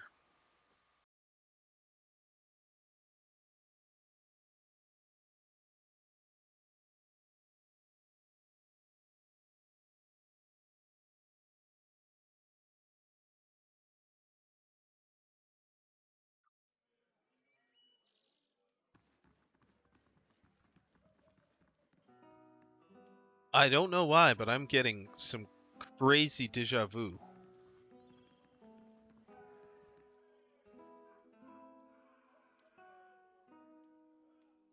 Wait, hold on. This man looks up sharply as you approach, eyes going wide. You! You're the one! The one he's looking for! He sets down his wine. You killed Lord Raedric. So what if I did? No, you don't understand. It didn't work. I'm one of the guards at the keep. Was one of the guards. He's killed most of them. The ones you didn't. Kolsk, he didn't last very long. Nothing but empty air, him. Nice enough to work for, I mean. Much nicer. But that didn't help him when Raedric came back. Gods, the screaming. Raedric's back? His eyes. It was like he was burning inside. He shudders. He says he's come back to lead us like before. Says he's gonna kill you for what you've done. I told him I'd find you, give you his challenge. Do it all honorable, that sort of thing. He let me go, and I kept on running far as my coin let me. He laughs bleakly. Funny, me running into you anyhow.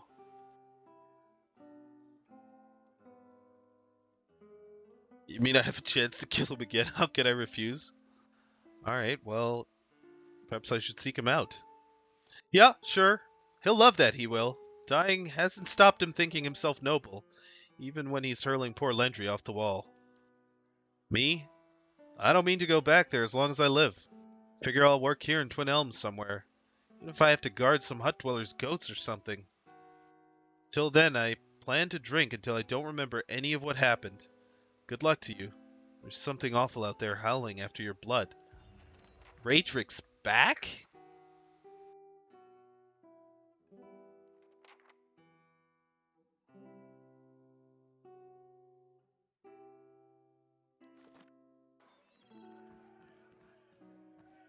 Oh, I wonder how that happened. Camille with me? Okay, no.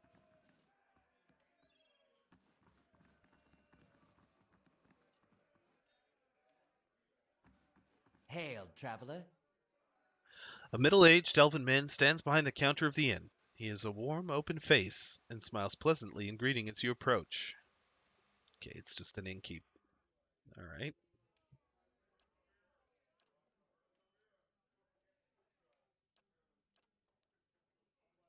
What's this? Oh.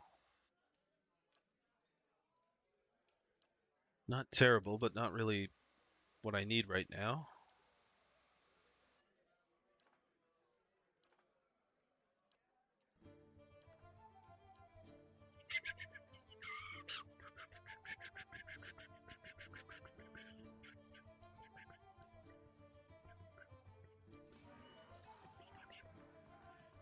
I thought this was going to be where the monks were. I must have misunderstood something.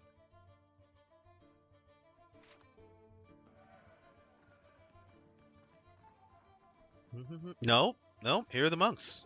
Okay. Greetings, monks. I found your dead monk at the side of the road. The monk massages his temple, his face buried in his palm.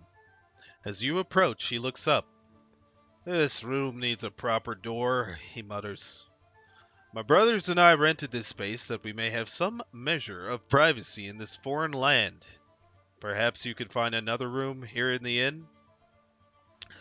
I met another monk in robes like your own. He died of his wounds right as I found him. The monk's eyes widen. His fists curl in a crackling barrage of popping joints. Robes like ours, you say. Was he carrying anything? Did he tell you anything? Hand you anything? Please, we've been waiting for another of our order to meet us here, and if you found him... All eyes fall to the floor as the monks begin to whisper chants, in unison, to their fallen friend. Show him the message. Hand me that! The monk exclaims as he snatches the missive from your grasp. Almost immediately, his face turns red. I mean, please, this is of great importance. Breaking the seals, the monk unrolls the handwritten scroll contained within, and he quickly reads the message, his lips breathlessly mouthing the text. He turns to address his brothers. My brethren, the arch-martyr has sent word. At long last, we now have what we need. Thank you, stranger, the monk says, folding his hands in front of him as he bows deeply. Your honest soul is to be applauded. I admit, I was surprised. When you handed me that message, I expected the seals to be broken. The monk turns red, his face smiling for the first time. I am glad to see common decency is not yet lost from this world. He reaches into the folds of his robes. Here, your honesty must be rewarded.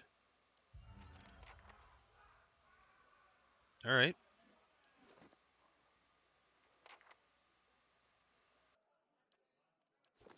Hmm?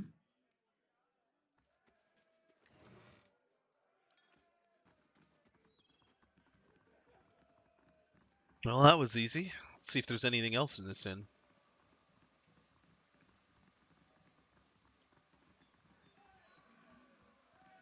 This guy would like to speak with me. Hail and well met. A slender woman in dusty leathers locks eyes with you.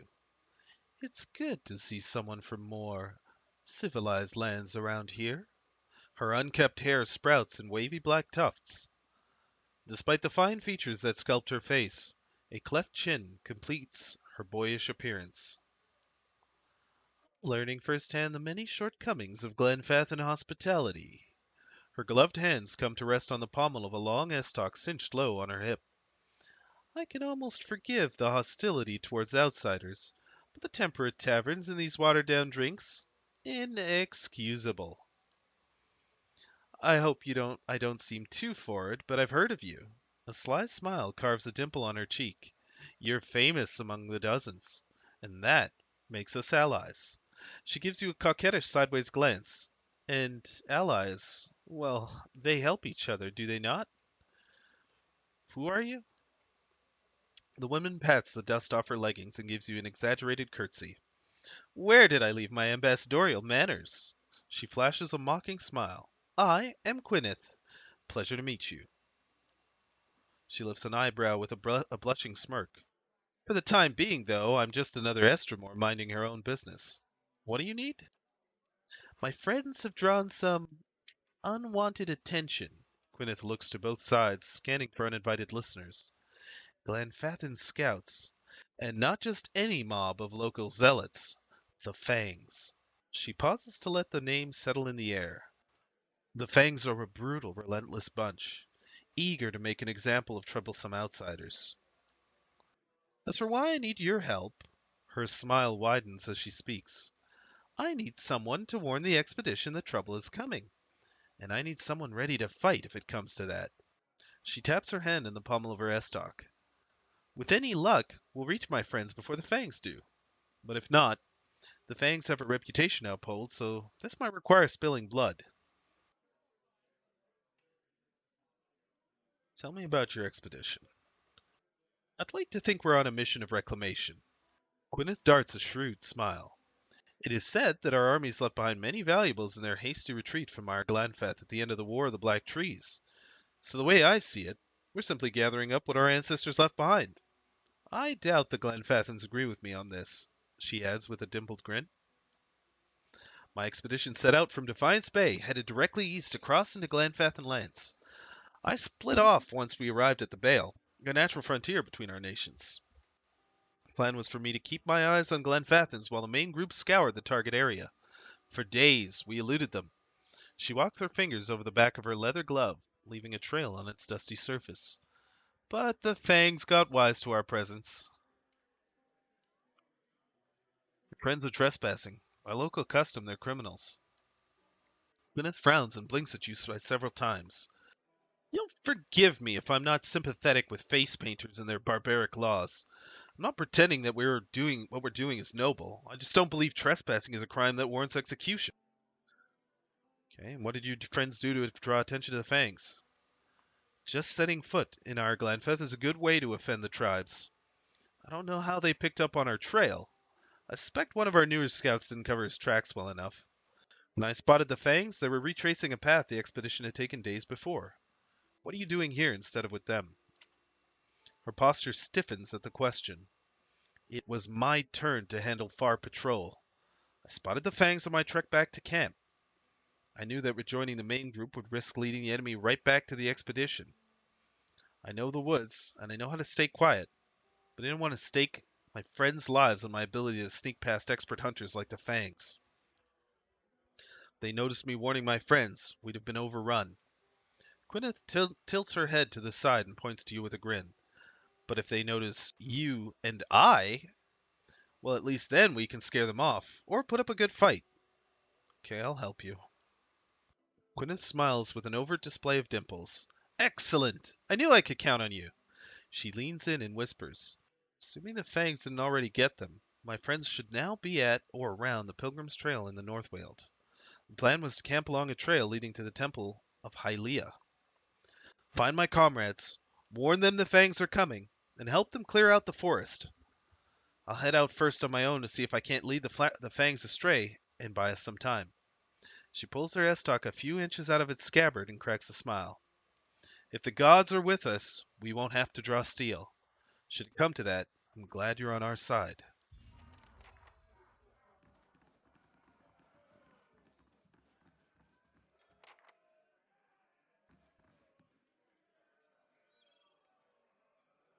I'll give it a try, at least, as requested.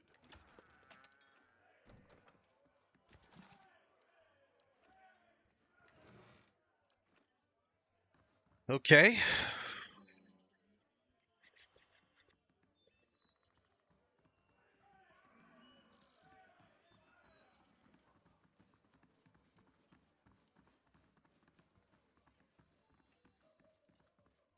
You must gather your party before venturing forth. Yes? Well, Zawa's busy running into a wood pillar. Must be his elite monk training, or how he trains. Keeps himself sharp by smashing his face into a pillar over and over again. Gotta applaud his dedication.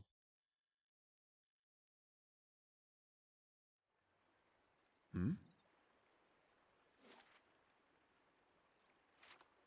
Indeed.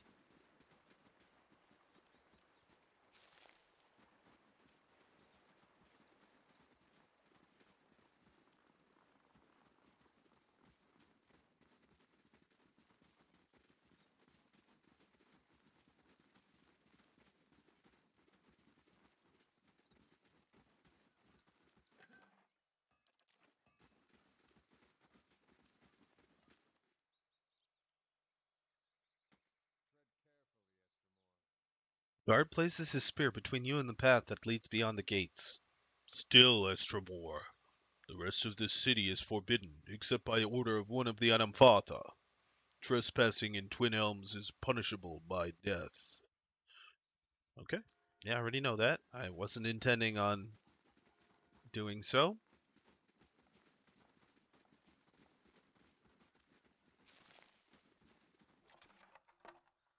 Easy now.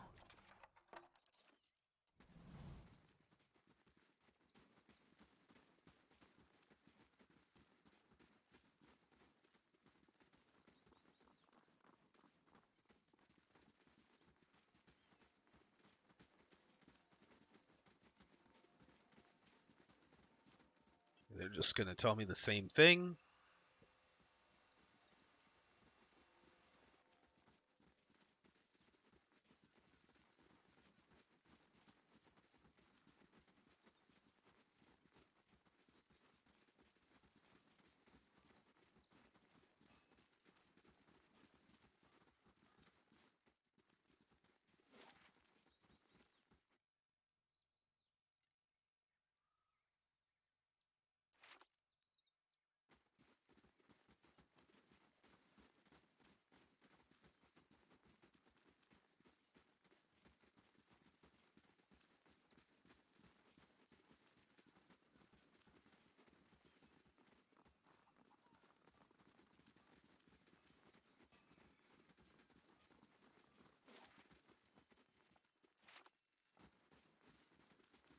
It doesn't look like there's anyone unique to talk to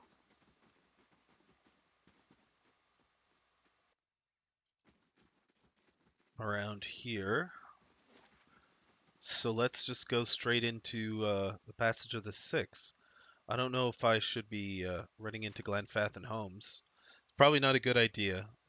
The game being so quick to make everybody hostile, I'll just stay out of their homes.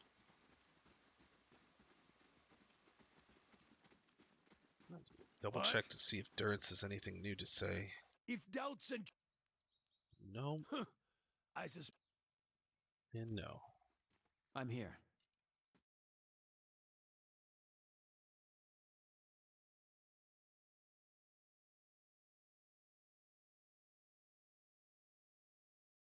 Oh, already? Yeah, already. Okay. I've been streaming for 4 hours, so I'm actually going to stop here and take a break. I hope you guys enjoyed. We actually got through the White March Part 2 super quickly, a lot more quickly than I thought we were going to. I guess I would have gotten through it last night if I was sick. I can guarantee you that I am well enough to do the second part of the stream, which means we'll probably be in Twin Elms for a while, as I'd like to complete the game so I can move on to the next one. Not because I am not enjoying Pillars, but just because I've got a huge backlog of games, and who knows what other gems are in them. I'd like to try them out. But guys, I wish you an excellent day or night. I will be back in approximately an hour and a half's time after I've eaten and cleaned, that sort of thing. You too, Dax. Always good seeing you. Take it easy as well. I shall return, like I said, an hour and a half, and other than that, if I don't catch you, have a great day. Take care of yourselves, your families, stay safe and healthy, and thank you for watching.